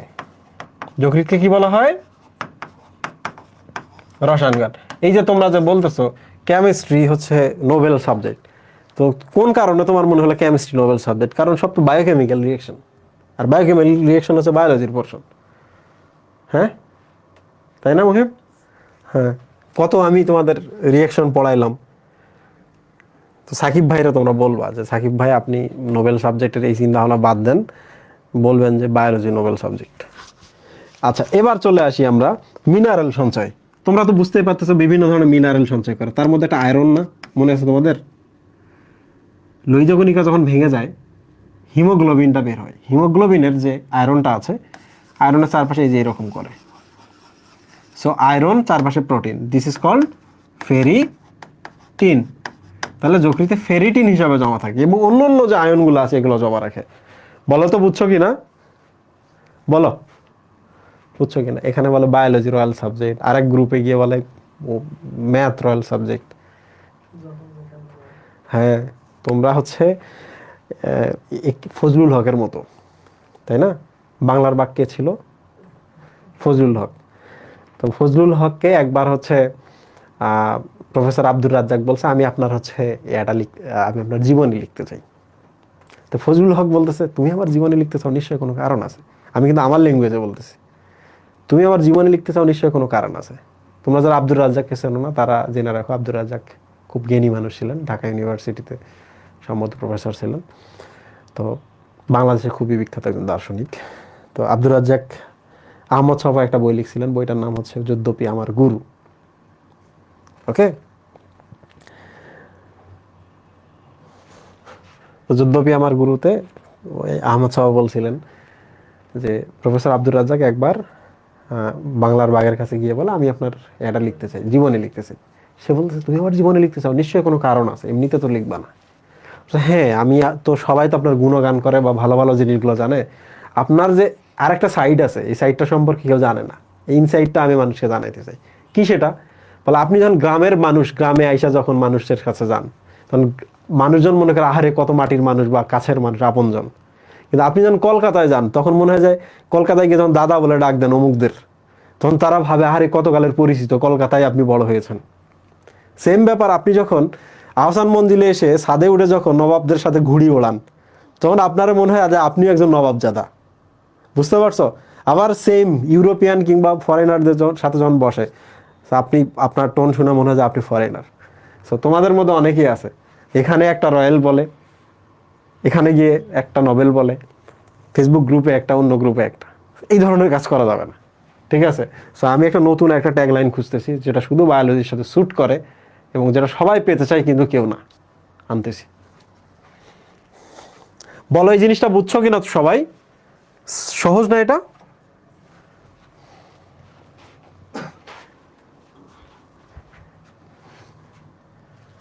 বলো সহজ ছিল কিনা? আচ্ছা, এবার চলে আসি আমরা বিপাকীয় ভূমিকা। বিপাক শব্দের অর্থ মনে রাখবা বিক্রিয়া। যথাসময়ে গিয়ে আমি এই বিপাক শব্দটা নিয়ে আবার ভাঙাভাঙি করে তোমাদের দেখাবো বিপাক বলতে আসলে কি বোঝায়। তাহলে লিভারে বা যকৃতে যে বিক্রিয়াগুলো ঘটে এই রিলেটেড আমরা আবার কথা বলবো। বলো তো তোমরা গ্লাইকোজেনেসিস বুঝছো কিনা? ওই যে যকৃৎ কি করে, অতিরিক্ত শর্করাগুলোকে গ্লাইকোজেনে পরিণত করে জমা রাখে, 100 গ্রাম পর্যন্ত জমা রাখতে পারে। মনে আছে? বলো বুঝছো কিনা? বলো।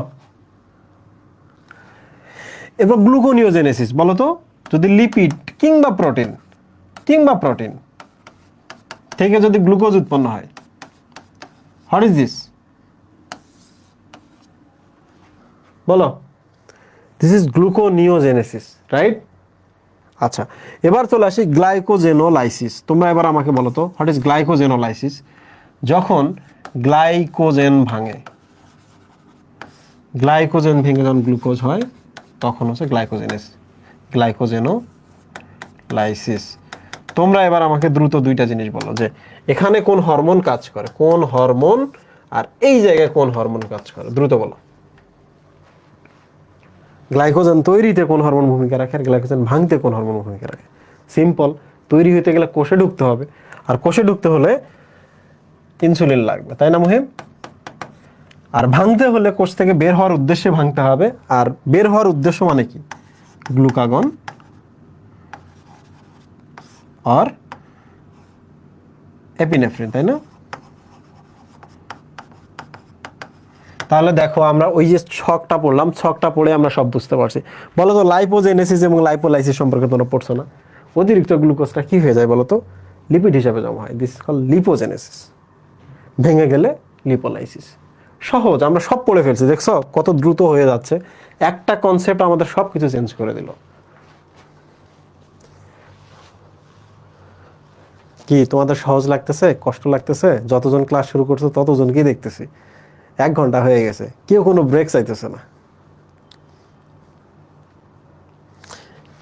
বেশি সহজ লাগলে ওরা আবার বলবে এটা তো সহজই, ক্লাস করারই দরকার নেই, তাই না মুহিম? ক্লাস করারই দরকার নেই। এক কাজ করি, একটু নতুন নতুন রং নিয়ে রঙের খেলা খেলি। মুহিম দেখো, এখন আমরা কি দেখব? প্রোটিন। বিপাক মানে কি মুহিম? বিক্রিয়া, তাই না?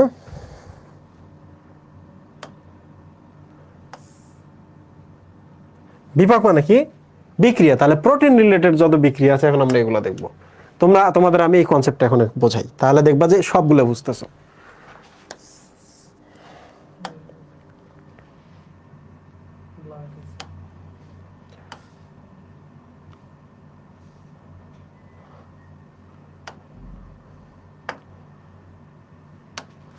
এই বলো,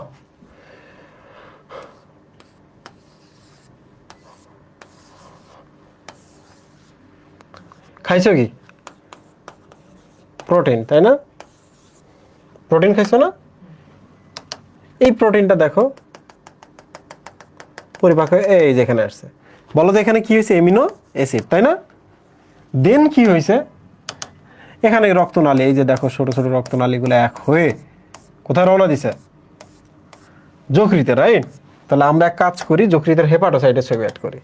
so here is hepatocyte, right? তাহলে তোমরা দেখো হেপাটোসাইটের পাশ দিয়ে এই রক্তনালীটা চলে গেছে, পাশ দিয়ে চলে গেছে। তো যাওয়ার সময় এরা কি করে?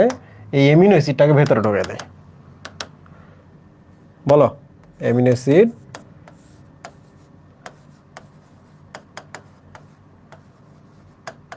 বলো, অ্যামিনো অ্যাসিড ভেতরে ঢুকছে কিনা? আমরা ইঞ্জিনিয়ারিং ব্যাচের স্টুডেন্ট, ভেরি গুড।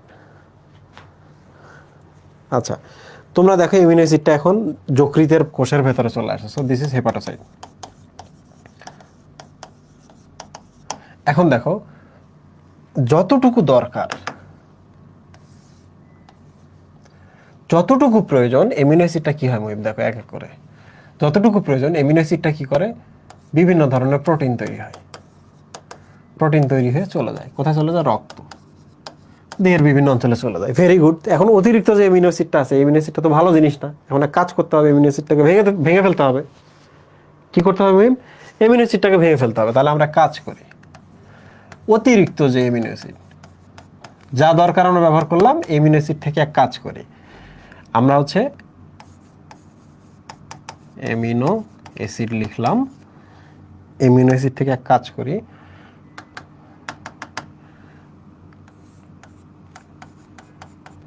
অ্যামিন মূলকটা এদিকে দিলাম মুহিব। তাহলে তোমরা আমাকে বলো তো, অ্যামিন মূলকটা যদি এদিকে যায় তাহলে অ্যাসিড মূলকটা কি করবে? কিটো অ্যাসিড হবে না? কিটো অ্যাসিড। অ্যামিনো অ্যাসিড, অ্যামিন মূলক আছে, অ্যাসিড মূলক আছে। তাহলে অ্যামিনো অ্যাসিড থেকে অ্যামিনটা বের করে নিলে অ্যাসিডটা থেকে যায়, দ্যাট ইজ কিটো অ্যাসিড। বলো তোমরা বুঝছো কিনা? ভাইয়া সবাইকে মেডিতে নিয়ে আসবেন। তোমরা সবাই ইঞ্জিনিয়ারিংয়ের প্রিপারেশন নাও, শেষ মোমেন্টে গিয়ে দেখবা যে সবগুলো মেডিকেলে চলে আসতেছে। এর কারণ আছে, এর কারণ আছে। এই আকামটা আমি বহু করছি, কারণ তোমার মজা লাগবে। তুমি যখন দেখবা যে তোমার বডি এমন সুন্দর করে কাজ করে, তোমার আগ্রহ জন্মাবে মানুষের দেহের প্রতি। এখন মানুষের দেহের প্রতি আগ্রহ জন্মানো খুব মজা লাগবে। ওকে, ইটস ইটস ডিফারেন্ট প্রফেশন। বলো বুঝছো কিনা? ইটস কিটো অ্যাসিড মুহিব। এই কিটো অ্যাসিডটা কোথায় যাবে? সিম্পল, এই কিটো অ্যাসিডটা চলে যাবে এই যে দেখো মাইটোকন্ড্রিয়ায়। কোথায় যাচ্ছে মুহিব? মাইটোকন্ড্রিয়া। বলো তো তাহলে কি উৎপন্ন হবে? এটিপি, তাই না? রাইট? তাহলে কিটো অ্যাসিডের আমরা একটা ব্যবস্থা করলাম। এখন বাকি রইলো কি? এমিন। এমিন, রাইট? তো এর সাথে আমরা কাজ করি, একটা হাইড্রোজেন যুক্ত করে দিই। এটা প্রোটন নাকি H2 নাকি উই ডোন্ট নো, বাট দুইজন মিলে এবার তৈরি হবে NH3। কি তৈরি হবে বলো? অ্যামোনিয়া তৈরি হবে। ওকে, কি তৈরি হবে? অ্যামোনিয়া। তো আমরা একটা জিনিস দেখি, এই যে অ্যামিনো অ্যাসিড থেকে তুমি যখন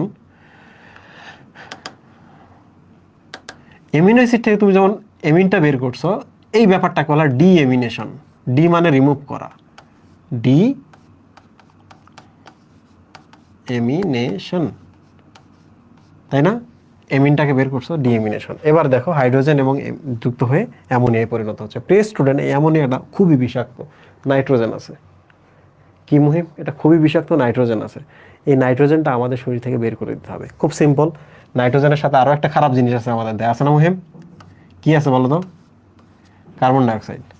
তো এটাকে আমরা দেহ থেকে বের করে দিতে চাচ্ছি, সাথে সাথে আমাদের চিন্তা, আচ্ছা আর একটা তো খারাপ আছে, কি? কার্বন ডাইঅক্সাইড, ওরেও বাইর করে দেবো। এই দেখো নিয়ে এসছি। কোষের ভেতরে কার্বন ডাইঅক্সাইডের অভাব আছে, সে দ্রবণের মধ্যে দ্রবণীয় অবস্থায় আছে। অ্যামোনিয়া বাইর করে ফেলে দিব, সাথে কার্বন ডাইঅক্সাইডটা আমরা পেয়ে গেছি। আচ্ছা এরও বাইর করে ফেলে দিই, কিন্তু কার্বন ডাইঅক্সাইড বলতেছে যাবো না। সেই জন্য করছি কি, কার্বন ডাইঅক্সাইডের সাথে এবার এক কাজ করছি, আমরা একটা এটিপি ঘুষ দিছি। কি দিছি? এটিপি ঘুষ দিছি, যে বাবা যাও ওর সাথে, আবার আসবো আবার আসবো। সো দেখো NH3, কার্বন ডাইঅক্সাইড এবং এটিপি, এই তিনজন মিলে যে জিনিসটা তৈরি হয় তার নাম কার্বামাইল ফসফেট। কি মুহিব? কার্বামাইল। এই নামটা মনে না রাখলেও কোনো সমস্যা নেই, তবুও আমি পড়াইতেছি। ফসফেট।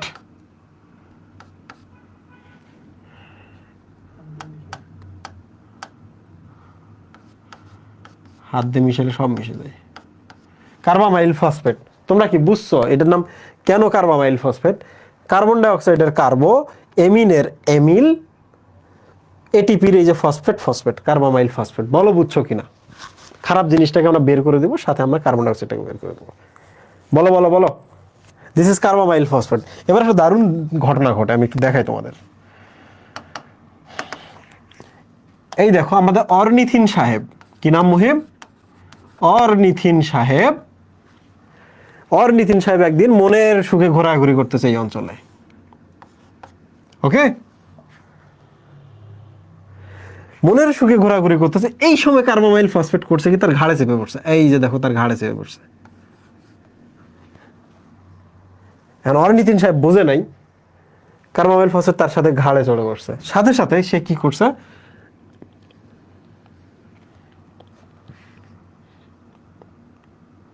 সাইট্রুলিনে পরিণত হয়েছে। কিসে পরিণত হয়েছে মুহিম?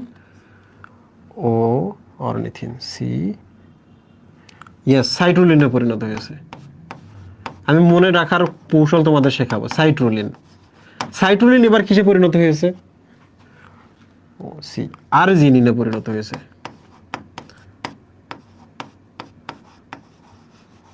আরজিনিন কি হয়েছে? অরনিথিনে পরিণত হয়েছে। এটা দেখো, এটা একটা চক্র হয়ে গেল। তো যখন এই যে আরজিনিন অরনিথিনে পরিণত হয়, তখন এখান থেকে ইউরিয়া তৈরি হয়। কি তৈরি হয় মুহিম? ইউরিয়া। প্রিয় স্টুডেন্ট, খুব সহজ জিনিসটা এবার দেখো। ইউরিয়াটা হয় কি, এই যে দেখো রক্তনালীতে চলে গেছে, দেখছো? এই রক্তনালীর মাধ্যমে ইউরিয়াটা কি হয়, রক্তনালীর মাধ্যমে কোথায় কোথায় যাচ্ছে? এই যে আমাদের বৃক্কে যাচ্ছে। বৃক্ক এখন কি করতেছে, ফিল্টার করে দেহের বাইরে বের করে দিচ্ছে মূত্রের সাথে। কিসের সাথে বের হচ্ছে মুহিম? মূত্রের সাথে। এই যে দেখো ইউরিয়া মূত্রের সাথে বের হয় বলে মূত্রকে ইউরিন বলে। ওকে, বলো তোমরা এই জিনিসটা বুঝছো কি না? আমি তোমাদের এখন সহজ ভাষায় আরেকবার রিক্যাপ করবো এবং একটা ট্রিক শেখাই দেবো, যাতে তোমাদের ভবিষ্যতে আর কোনো প্রবলেম না হয়, বিয়ে শাদী যেন আরামসে হয়ে যেতে পারে। যার যত জ্ঞান তার বিয়ে তত তাড়াতাড়ি হবে, বুঝছো? চান্স পাইলে বাড়িতে এসে বলতে পারবে চান্স পেয়েছি ভালো জায়গায়, বিয়ে দিয়ে দাও। যত জ্ঞানী হবা বিয়ে তাড়াতাড়ি করতে পারবা, যত জ্ঞানী হবা টাকা পয়সা ইনকাম করতে পারবা। বিয়ে যোগ টাকা পয়সা ইকুয়াল লাইফ।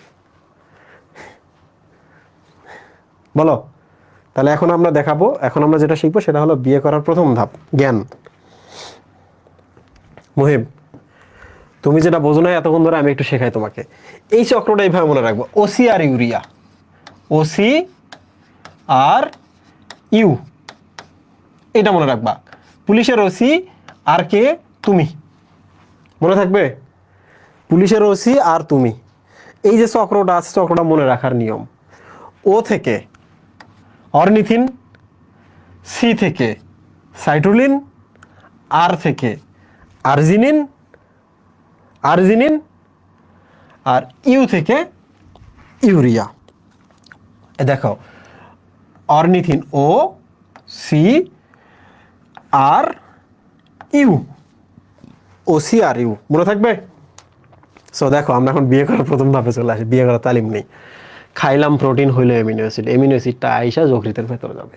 যেই যাবে আমার দেহে যকৃতের ভেতর দিয়ে তারা যাইতেই হবে। সে হইলো অ্যামিনো অ্যাসিডটা আসলো, প্রয়োজন যেটা সেটা আমরা প্রোটিন বানিয়েছি। যে কোনো ধরনের প্রোটিন হইতে পারে, প্লাজমা প্রোটিন হইতে পারে, কোনোটা হরমোন হইতে পারে, কোনোটা এনজাইম তৈরি হতে পারে। আমরা এখানে দ্রুত লিখে রাখি, এটা হরমোন নামক প্রোটিন হতে পারে, এটা যে কোনো ধরনের এনজাইম নামক প্রোটিন হতে পারে, এটা প্লাজমা প্রোটিন হতে পারে, এবং যতগুলোই হোক না কেন আলটিমেটলি এনজাইম বাদে সবাই রক্তে চলে যায়। এনজাইম বাদে সবাই কোথায় চলে যায়? রক্তে চলে যায়। তাহলে বলো তো, রক্তে তুমি যদি কোনোদিন প্লাজমা প্রোটিন দেখো, এটা কোত্থেকে আসছে বলো তো? এই প্রশ্নটা আসে যে প্লাজমা প্রোটিন কোথা থেকে উৎপন্ন হয়? যকৃৎ থেকে না? রাইট মুহিম? প্লাজমা প্রোটিন মানে হলো এগুলো প্রোটিন যারা প্লাজমা বা রক্তে থাকে। তাহলে তাদের বাপ কোথায়? তাদের বাপ জন্মভূমি আতুল ঘর হচ্ছে যকৃৎ। ঠিক আছে মুহিম? এবার দেখো, যদি কখনো বলো তো অমুক হরমোনটা, এই হরমোনটার নাম হচ্ছে এনজিওটেনসিনোজেন। এনজিওটেনসিনোজেন। এনজিও মানে রক্তনালী, টেনশন মানে হচ্ছে চাপ। তাহলে রক্তনালীর চাপ নিয়ে যারা কাজ করে, রক্তচাপ যারা কমাচ্ছে, এনজিওটেনসিনোজেন কি রক্তচাপ কমায় না? এনজিওটেনসিনোজেন রক্তচাপ মানে বাড়ায়। টেনশন মানে হচ্ছে চাপ, রক্তচাপ বাড়ায়। তো যাই হোক না কেন, আমরা খেলাম প্রোটিন, হইলো অ্যামিনো অ্যাসিড, অতিরিক্ত যে অ্যামিনো অ্যাসিডগুলো প্রোটিন তৈরি করে চলে গেল রক্তে, যে কোনোভাবে যাইতে পারে, কিন্তু স্টিল অ্যামিনো অ্যাসিড রয়েছে, তাই না, অতিরিক্ত। এটাকে বের করে ফেলতে হবে। বলো তো কেন অ্যামিনো অ্যাসিডটাকে বের করতে হয়? কারণ এর মধ্যে নাইট্রোজেন আছে, নাইট্রোজেন খুব খারাপ। তাহলে দেখো, অতিরিক্ত অ্যামিনো অ্যাসিডটাকে আমরা কি করলাম, অ্যামিনো অ্যাসিডটাকে অ্যামিন মূলকটা বের করলাম ডিএমিনেশন প্রক্রিয়ায়। তাহলে এখন অ্যামিনো অ্যাসিডের অ্যাসিডটা আছে, সেটা কিটো অ্যাসিডে পরিণত হয়, আর কিটো অ্যাসিডটা মাইটোকন্ড্রিয়া গিয়ে এটিপি উৎপন্ন করতে কাজে লাগে। ওকে, তো অ্যামিনো অ্যাসিড থেকে যখন আমরা অ্যামিন মূলকটা বের করলাম, এই যে অ্যামিন মূলক, অ্যামিনটাকে আমরা প্রথমে অ্যামোনিয়া বানাবো, অ্যামোনিয়া খারাপ, অ্যামোনিয়ার সাথে আরেক খারাপ কার্বন ডাইঅক্সাইড জুড়ে দিব, কিছু একটু ঘুষ দিব, ঘুষ দেওয়ার পর ওসি আর ইউরিয়ার মধ্যে প্রবেশ করাবো, ইউরিয়া তৈরি হবে। রাইট? বলো বুঝছো কিনা? ভাইয়া পিত্ত লবণগুলো কই থেকে আসে, ওটা আমি শেখাবো। বলো বুঝছো কিনা?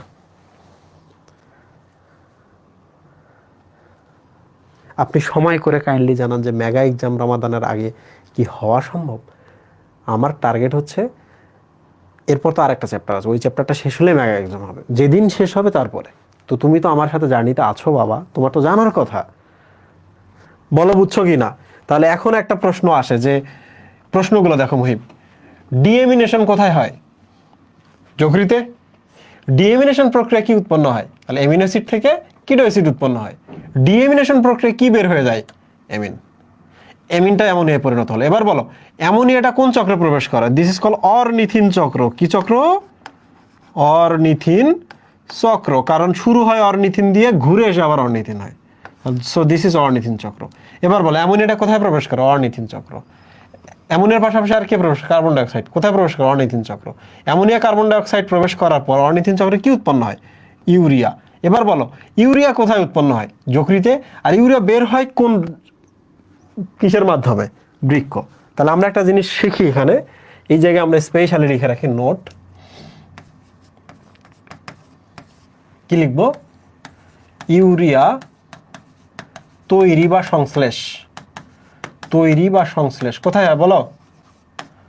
আরেকটা হচ্ছে ইউরিয়া নিষ্কাশন করে কে?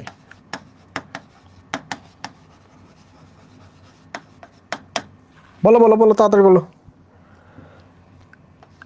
যকৃৎ। রাইট মুহিম।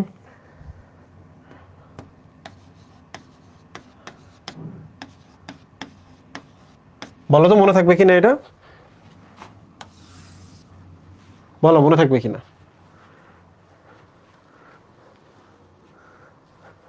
চক্রটা দেখো, ক্লাসে না, ক্লাসে আরো আছে, ফেসবুক থেকে আছে, দেখো চক্রটা যারা বোঝো নাই তাদেরকে আমি আরেকবার বলি। চক্রে শুধু তুমি অ্যামোনিয়াটা ঢোকাবা, অ্যামোনিয়া খারাপ, সাথে কার্বন ডাইঅক্সাইডও খারাপ, খারাপে খারাপে একসাথে যাইতে চায় না, ওদের কিছু টাকা ঘুষ দেওয়া লাগবে। যারা খারাপ তারা তো ঘুষ খাবেই, এটিপি দিলাম, তারা কার্বামাইল ফসফেট হয়ে গেল। কার্বামাইল ফসফেট নামটা মনে রাখার দরকার নেই, বাট আমি দিয়ে রাখছি কারণ ভবিষ্যতে জানতে ইচ্ছা করবে আর একসাথে তিনজন আলাদা হয়ে ঢুকলো নাকি একসাথে ঢুকলো। ভেতরে যখন প্রবেশ করে দেখো, মনে রাখছি কিভাবে, ওসি আর ইউরিয়া, ও অরনিথিন, সি সাইট্রোলিন, আর আর্জিনিন, দেন ইউরিয়া। এই সময় আবার অরনিথিনটা তৈরি হবে। সো ও সি আর ইউরিয়া, ওখানে ওরা তিনজন মিলে প্রবেশ করলে ইউরিয়া বের হয়ে গেল। বলো বুঝছো কি না? যদি বোঝো তাইলে আমি এখন এখানে চলে আসি। বলো ডিএমিনেশনটা বুঝছো না? তাহলে যকৃতে ডিএমিনেশন ঘটে, অ্যামিনো অ্যাসিড থেকে অ্যামিন মূলক বের হয়ে যায়, ইউরিয়া তৈরি, বুঝছো না? অ্যামোনিয়াটা আরেক খারাপের সাথে যুক্ত হয়ে এটিপি নিয়ে অর্নিথিন চক্রে প্রবেশ করে, অর্নিথিন চক্রের মাধ্যমে ইউরিয়া তৈরি হয়। অর্নিথিন চক্র কেমন মনে রাখবো? ও সি আর ইউরিয়া, অর্নিথিন, সিতে সাইট্রোলিন, আর আর্জিনিন, ইউরিয়া। ডান। এবার বলো প্লাজমা প্রোটিন বুঝছো কিনা? প্লাজমা প্রোটিন বুঝছো কিনা, যে অতিরিক্ত অ্যামিনো অ্যাসিড থেকে আমরা বিভিন্ন জিনিস তৈরি করতে পারি। তো প্রোটিন তৈরি করলাম, ওই প্রোটিনগুলো যদি প্লাজমায় পাঠায়, রক্তে যদি পাঠায়, তাদের নাম হয়ে যায় প্লাজমা প্রোটিন। বুঝছো কিনা বলো? তাহলে কিছু প্লাজমা প্রোটিনের নাম আমি এখন বলি, দেখো তো তোমরা শুনতে পাও কিনা।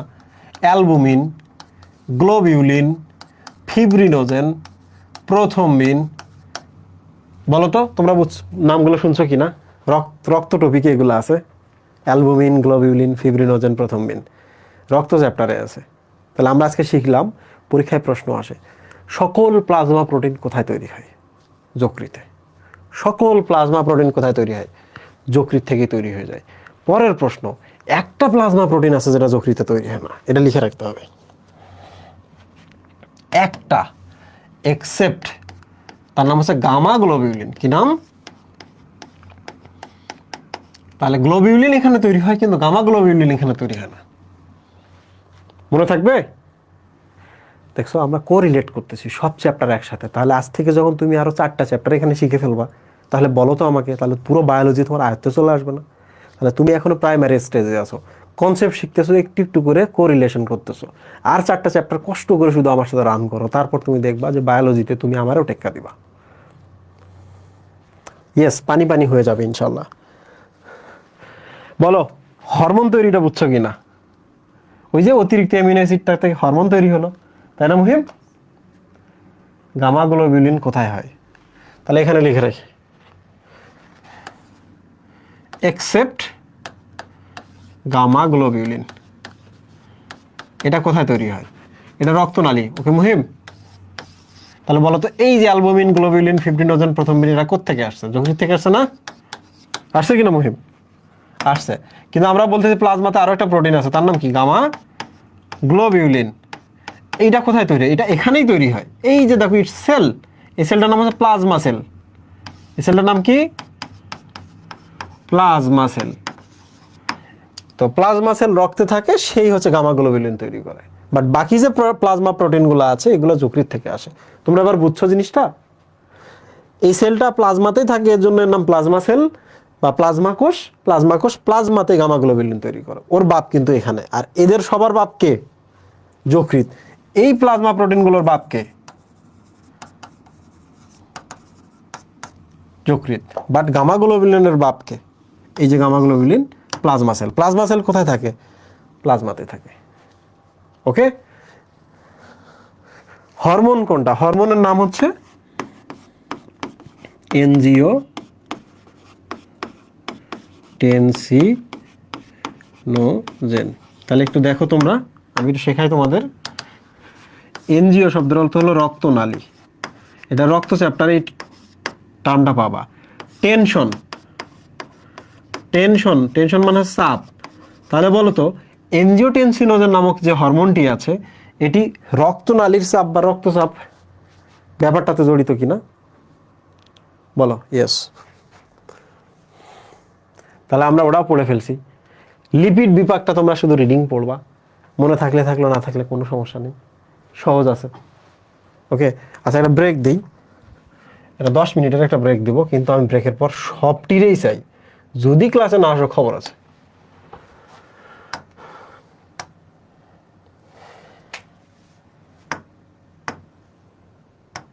যাও, ব্রেক দিলাম। ছুটি না, ছুটি না, আসতে হবে সবাই। যাও, খাওয়া দাওয়া করে চলে আসো, হাঁটাহাঁটি করো।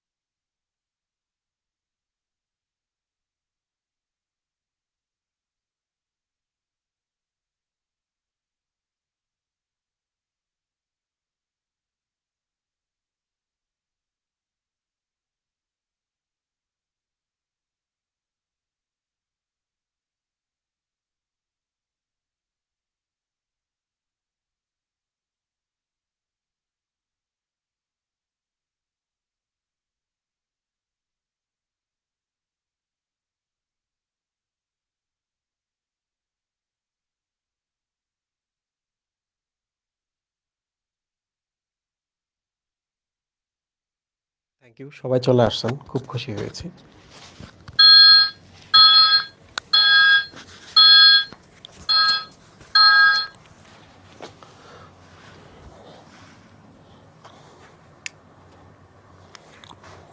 আচ্ছা, এইটা তো তোমরা নিজেরাই পড়তে পারবা। সো আমাদের পরেরটা হচ্ছে আরও কিছু টপিক আছে। আমি কিন্তু তোমাদের এইটা পড়িয়েছিলাম, তাই না? লোহিত কণিকা উৎপাদন এবং ভাঙন।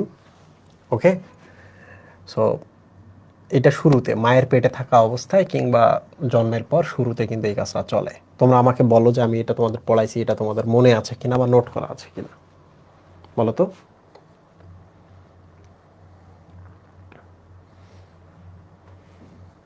আচ্ছা, যেহেতু পড়াইছি তাহলে ওইটা ওই রকমই, 120 দিন পর ভাঙবে, হিমোগ্লোবিন ইত্যাদি ইত্যাদি ইত্যাদি ইত্যাদি।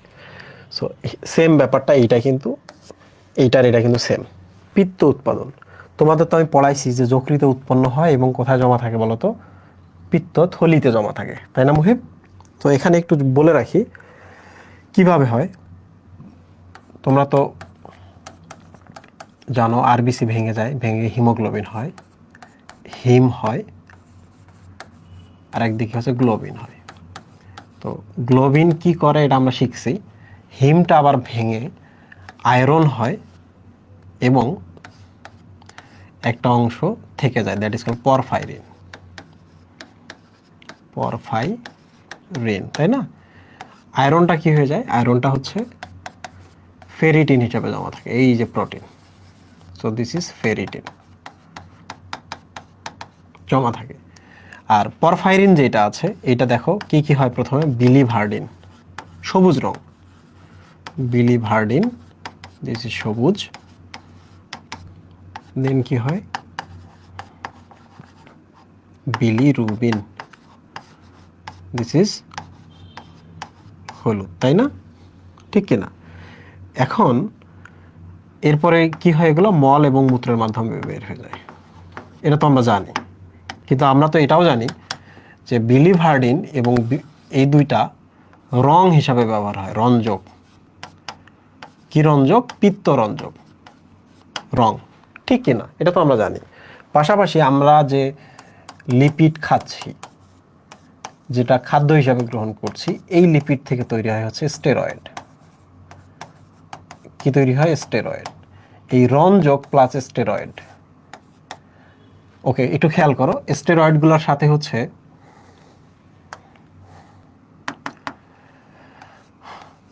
স্টেরয়েডের সাথে হচ্ছে সোডিয়াম যুক্ত হলো বা পটাশিয়াম যুক্ত হলো, তাহলে এগুলো কি হবে? স্টেরয়েড থেকে আমরা যে লিপিড খাচ্ছি, লিপিডগুলো স্টেরয়েডে পরিণত হয়। এই স্টেরয়েড থেকে দেখো এখানে কি হয়,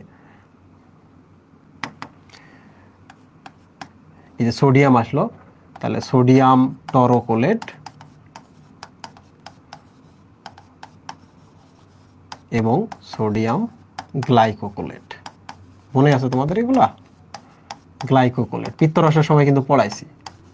তাহলে দেখো এই সোডিয়াম টরোকোলেট, সোডিয়াম গ্লাইকোকোলেট প্লাস হচ্ছে এই যে বিলিভার্ডিন, বিলিরুবিন, এরা সবাই মিলে একসাথে হয়ে কি তৈরি করছে বলো তো? পিত্তরস তৈরি করছে। পিত্তরস তৈরি, পিত্তরস তৈরি করার পর এটা কোথায় যাচ্ছে? পিত্তথলি। বলতো পিত্তথলিতে কি থাকে? জমা থাকে। দেন পিত্তথলি থেকে কোথায় যায়? ডিওডেনামে। ডিওডেনামের কোন জায়গাতে সে পড়ে? এম্পুলা অফ ভ্যাটার, তাই না? ডিওডেনামে। ডিওডেনামে কে কি করে? লিপিড পরিপাক এবং লিপিডের শোষণে সাহায্য করে। লিপিড পরিপাক প্লাস শোষণে সাহায্য করতেছে। তোমরা কি এই জিনিসটা মনে আছে কিনা বলো তো? বলো, বুঝছো কিনা? হ্যাঁ, তোমাদের বোঝার কথা। ওই যে বলছিলাম বিলিভার্ডিন এবং বিলিরুবিন সবুজ হলুদ, এই জন্য কিন্তু পিত্তরস সবুজ হলুদ। শুধু এটা দিলেই তো হবে না, পিত্ত লবণ লাগবে না? এগুলো হচ্ছে সেই পিত্ত লবণ। তাহলে পিত্ত লবণ এবং রং একসাথে হয়ে পিত্তরস হয়। পিত্ত লবণগুলো কি? সোডিয়াম পটাশিয়াম থাকবে, সেখানে কি থাকবে? স্টেরয়েডের তৈরি টরোকোলেট, স্টেরয়েডের ওই গ্লাইকোকোলেট, এরা একসাথে হয়ে পিত্তরস তৈরি করে। So it's easy. সো আমরা পিত্তরস, পিত্ত উৎপন্ন পড়লাম। হরমোন সংশ্লেষ এর আগে আমরা পড়লাম না? এনজিও টেনসিনোজেন, পড়ছি কিনা? টেনসিনো জেন এটা তৈরি হয়, বলছি না। একটা জিনিস মনে রাখবা, এই এনজিওটেনসিনোজেনটা যদি সক্রিয় হয়ে কাজ করতে চায় তাহলে রেনিন দ্বারা সক্রিয় হয়। কি দ্বারা? রেনিন দ্বারা। রেনিন দেখে বলো তো, বানান দেখে কোথা থেকে মনে হচ্ছে? রেনাল বা বৃক্ক, তাই না? তাহলে রেনাল বা বৃক্ক থেকে রেনিন ক্ষরণ হয়। তাহলে এনজিওটেনসিনোজেন যে হরমোনটা যকৃৎ উৎপন্ন করছে, সেই হরমোনটা কাজ করতে পারে না, তাকে সক্রিয় করতে হয়, দেন কাজ করতে হয়। আর সক্রিয় করার কাজটা কে করতেছে? কিডনি থেকে ক্ষরিত রেনিন। বলো তোমরা বুঝছো কিনা সবটা?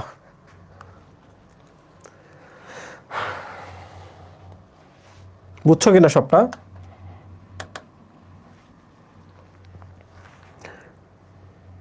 আচ্ছা, এবার চলে আসি যকৃতে আরো কিছু বিক্রিয়া হয়, যেমন হরমোনের ভাঙন। বিভিন্ন ধরনের হরমোন আসে।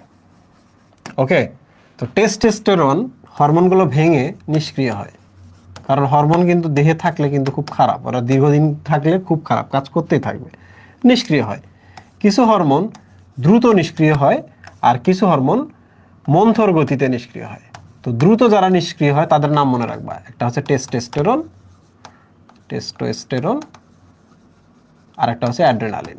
এই দুটো কিন্তু খুব কাজ করে, খুব বেশি বেশি কাজ করে, এই জন্য সবার আগে এদেরকে দ্রুত ধ্বংস করতে হয়। আর বাকি যে হরমোনগুলোর নাম আছে এগুলো মন্থর গতিতে ধ্বংস হয়। টেস্টোস্টেরন থাকলে কিন্তু হিংস্র হবা, তো এটা তো বেশিক্ষণ রাখা যাবে না। সেম ব্যাপারে অ্যাড্রেনালিন নাই না,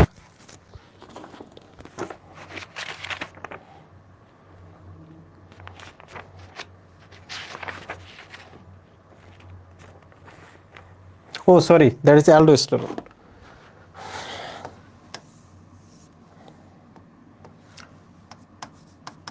অ্যালডোস্টেরন এটাও দ্রুত ভাঙতে হবে, কারণ কি জানো? এটা দ্রুত ভাঙতে হয় কারণ এটা কিন্তু রক্তে সোডিয়াম পটাশিয়ামের পরিমাণ রক্ষা করে।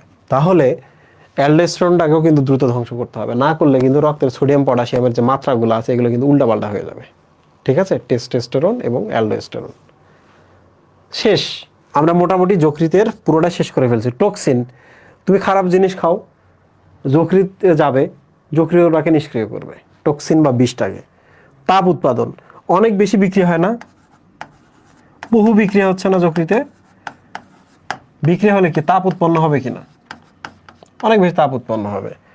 রক্ত ব্যাকটেরিয়া মুক্ত রাখা, বলো তো যকৃতের ভেতরে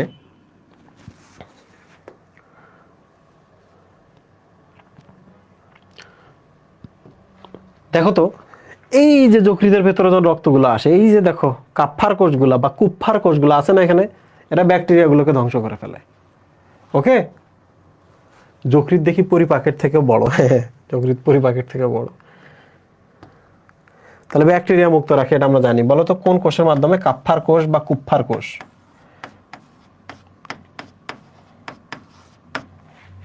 ঠিক আছে মুহিব, শেষ। বলো তোমরা যদি এই পর্যন্ত বোঝো তাহলে আমি হরমোনাল ক্রিয়াটা পড়াবো, পড়ানোর পর আমাদের আজকে ছুটি। বলো এই পর্যন্ত পড়ে কি পণ্ডিত হয়ে গেছো? বা এই পর্যন্ত পড়ার পর তোমরা আমাকে একটা জিনিস বলো তো, তোমাদের কি এমসিকিউতে কেউ আটকাতে পারবে? তোমরা কি জানো তোমরা মেডিকেলের জন্য এমসিকিউ কভার করে ফেলছো, ভার্সিটির জন্য এমসিকিউ কভার করে ফেলছো, একাডেমিকে এমসিকিউ তো তোমাদের কাছে ডাল ভাত হয়ে যাবে। ছুটি চাইতেছে কেন? কয় মিনিট হয়েছে মুহিব ক্লাস? 1.5 ঘন্টা হয়েছে না? এখনো হয় নাই। 1 ঘন্টা 37 মিনিট হয়েছে। আচ্ছা, ছুটি আমি দিব, তো ছুটি দেওয়ার আগে আমি কিছু কমন জিনিসটা আলোচনা করি, দেন আমরা ছুটি দিব, ঠিক আছে? ওকে, তো প্রথম যে জিনিসটা আসি আমরা, লালাক্ষরণ। লালাক্ষরণটা কিভাবে হয়, এই লালাক্ষরণটা আমরা একটু পড়ার চেষ্টা করি। যদি এইটা পড়া শেষ হয় তাহলে ঠিক আছে। লালাক্ষরণ অ্যাকচুয়ালি দুইভাবে হয়, একটা হলো কন্ডিশনাল রিফ্লেক্স আর একটা হচ্ছে আনকন্ডিশনাল রিফ্লেক্স। বাংলা কি? সাপেক্ষ প্রতিবর্ত, আর একটা হচ্ছে আচ্ছা সহজাত প্রতিবর্ত, আর একটা হচ্ছে অর্জিত।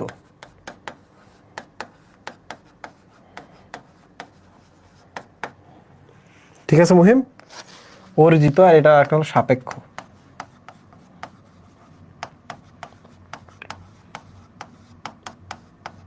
তো প্রিয় স্টুডেন্ট, আমি এখন তোমাদের এইটা একটু শেখাই।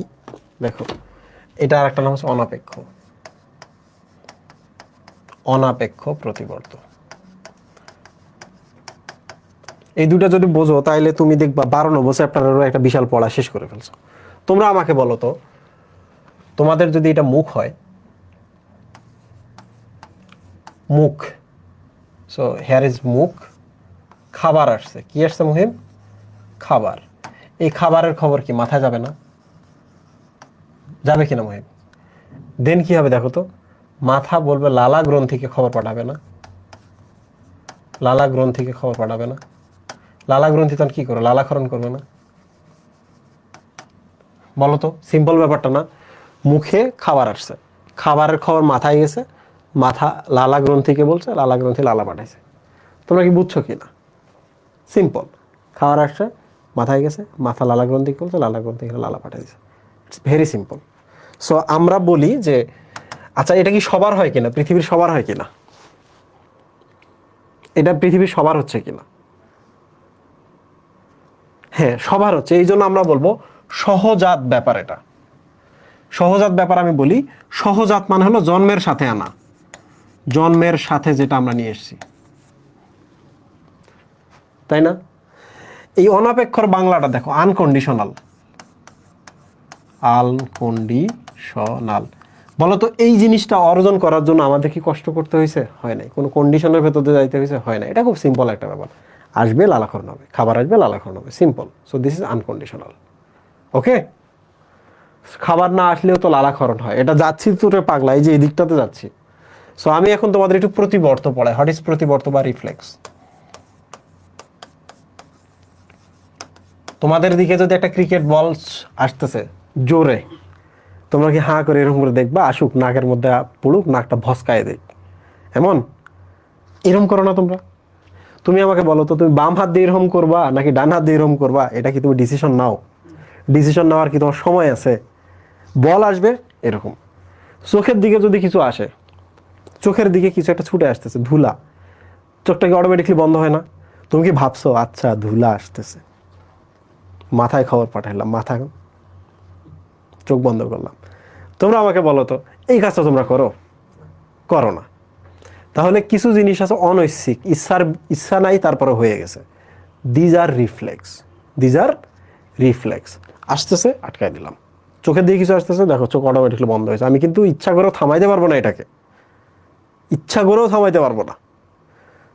So this is call reflex. Reflex মানে কি আমি সহজ করে বলি, এই যে দেখো this is a mirror. What is this? ফিজিক্সও বলাইতে হইতেছে, দেখছো? আর তোমরা শুধু বলো ম্যাথ ম্যাথ। এই যে দেখো কোনো একটা কিছু ইনকামিং আসতেছে, এখানে কি আসতেছে? This is A incoming. তোমার শরীর কি করলো? ওইটার বিরুদ্ধে কিছু একটা করলো।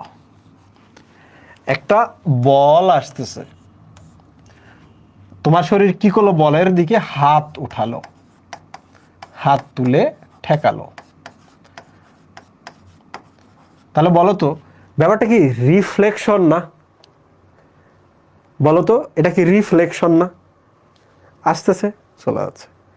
আচ্ছা, ও আসতেছে, আমি আটকাচ্ছি, দিস ইজ রিফ্লেকশন। সো এই রিফ্লেক্স কথাটা আসছে কিন্তু রিফ্লেকশন, রিফ্লেকশন থেকে কিন্তু এই রিফ্লেক্স কথাটা আসছে। কিছু আসবে, আমি তার দিকে কিছু দিব, আঘাত আসতেছে, আমার হাত দিব তার দিকে আটকানোর জন্য। তোমরা আমাকে বলো তো রিফ্লেক্স ব্যাপারটা কি শরীরের ভালোর জন্য ঘটে না? তাহলে শরীরে নিজে তাকে সেভ করার জন্য, তার কাজ করার জন্য কিছু রিফ্লেক্স মেকানিজমের ব্যবস্থা রাখছে, রিফ্লেকশনের ব্যবস্থা রাখছে। তাহলে বলো, তুমি তো এই যে কোনো কিছু একটু বিপদে পড়লে আরেকজনকে বলো ভাই আমার পাশে একটু দাঁড়ান। আরে তোমার পাশে কে দাঁড়াবে? তোমার পাশে তুমি আগে দাঁড়াই গেছো। ভাই পড়ালেখা করতে পারতেছি না, একটু হেল্প করেন। আরে পাগলা তোরে কে হেল্প করবে? ভাই বোন তো কিছু রিফ্লেক্স ওর মধ্যে আছে, আছে কি না? আচ্ছা এখন বেশি তুমি ভাবো যে কালকে এক্সাম, তুমি কি চাইলে পড়ালেখা থেকে দূরে থাকতে পারবা? তাহলে এক্সাম আসতেছে, তুমি পড়তেছো, মানে তুমি রিফ্লেক্স দেখাচ্ছ। এগুলো কিন্তু অটোমেটিকলি ঘটে, চাইলেও তুমি এগুলো থেকে পালাইতে পারবা না, ঠিক না? সো রিফ্লেক্সটা সবসময় ভালোর জন্য ঘটে, রিফ্লেক্সটা সবসময় তোমাকে বাঁচাইতে ঘটবে, রিফ্লেক্সটা সবসময় তোমার শরীরটাতে, বল হয়তো বা তুমি ঠেকাইতে পারলা না, বলের বদলে একটা কামানের গুলি আসলো, তবুও তুমি ঠেকানোর চেষ্টা করবা, দ্যাট ইজ রিফ্লেক্স। কামানের গুলি তোমার হাতে লেগে একটু হলেও কম ক্ষতি করবে, তাই না? কামানের গুলি আসলে কম ক্ষতি, বাট তুমি ট্রাই করছো কিনা। এই যে বল আসতেছে, বলটা তোমার হাতে লেগেও নাকের মধ্যে লাগছে, বাট তুমি বলার গতিটা কিছুটা আটকাইছো কিনা। তাহলে মনে রাখবা রিফ্লেক্সগুলো ঘটে ভালোর জন্য, রিফ্লেক্সগুলো ঘটে ক্ষতিটাকে মিনিমাইজ করার জন্য, একটু কমানোর জন্য হলেও ঘটে। মশা পড়ছে জানোই না, গল্প করতেছো, হুট করে গালের মধ্যে চড় মারতেছো, এই মশাটা মেরে ফেলছো, পরে দেখলে আচ্ছা মশা পড়ছে। তাহলে বলো রিফ্লেক্সটা তুমি চাও নাই, অটোমেটিকলি ঘটছে, তোমার ভালোর জন্য ঘটছে, ঘটছে না? ইয়েস। সো প্রিয় স্টুডেন্ট, এই ব্যাপারটা এরকম, দেখো মুখে খাবার আসতেছে, লালা গ্রন্থি লালাকরণ করতেছে, খাবার আসতেছে লালাকরণ করতেছে, এটা কি রিফ্লেক্স না? So this is unconditional reflex. Unconditional মানে হচ্ছে যেখানে কোনো শর্ত টর্ত নাই, ঘটবেই, ঘটবেই, কোনো শর্ত, ঠিক কিনা? সো আনকন্ডিশনাল রিফ্লেক্সের উদাহরণ কি বলো তো? আনকন্ডিশনাল রিফ্লেক্সের বাংলা হচ্ছে অনাপেক্ষ প্রতিবর্তন। আনকন্ডিশনাল রিফ্লেক্সের অর্থ হচ্ছে যেটা ঘটবেই এবং যেটা আমরা জন্মের সাথে নিয়ে এসেছি। ঠিক আছে, তাহলে আমরা দিই মুখে খাদ্য আসলে লালাক্ষরণ।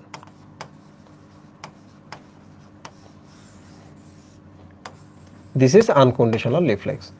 এখন বলো তো, বলো এই খাবারটাকে তোমরা চেনো?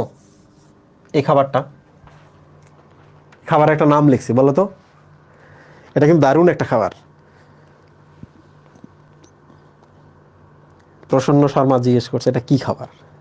বাকিরা বলো তো খাবারটাকে চেনো কিনা, এই বলো। পিপিআই কি না, এটা ফাই না সাই, এটা ফাই, পিপি ফাই। বলো তোমরা খাবারটাকে চেনো কিনা, একটু প্লিজ তাড়াতাড়ি বলো। চিনি না, আচ্ছা এবার বলো তো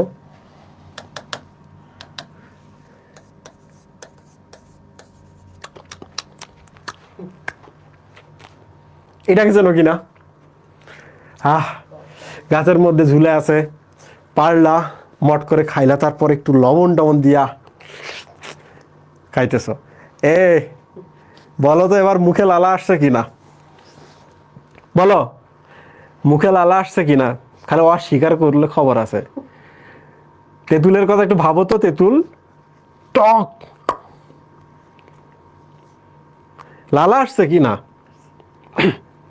তাহলে আমরা আমাদের জীবনে কিছু অভিজ্ঞতা অর্জন করি, কি করি? কিছু অভিজ্ঞতা অর্জন করি যার কারণে আমাদের লালাক্ষরণ হয়।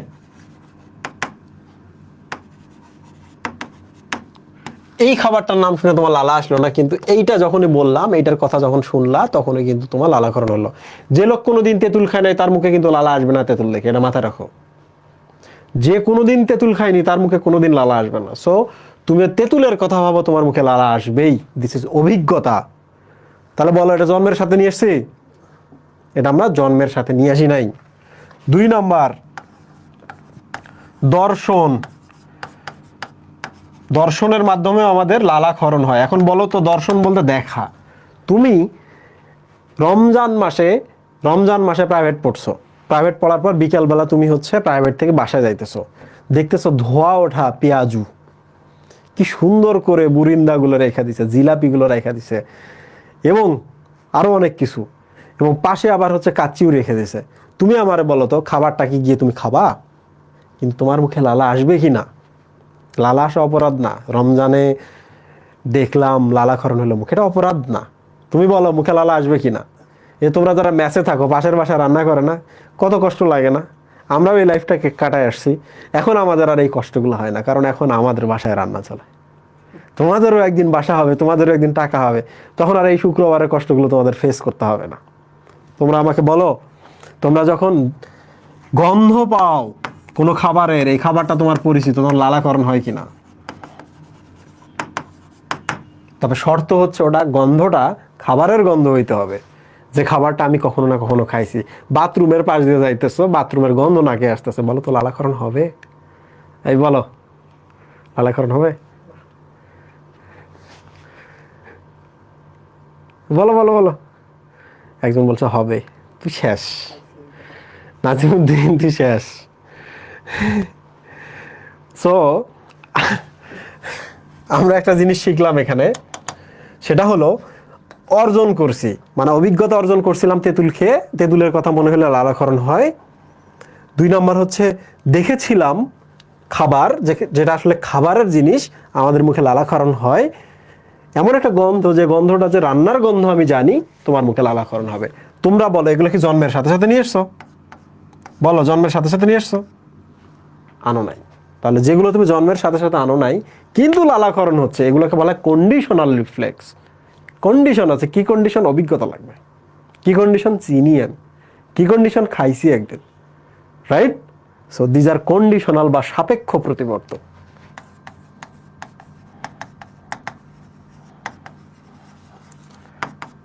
ওকে, এই তো।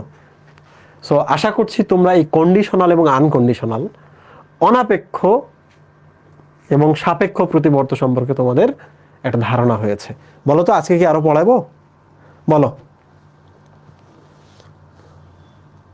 তোমরা কি আরো পড়তে চাও? না না না না না না না না। তোমরা কারা? তোমরা কারা? ইয়েস, একজন বলছে, সাকিব আল হাসান বলছে।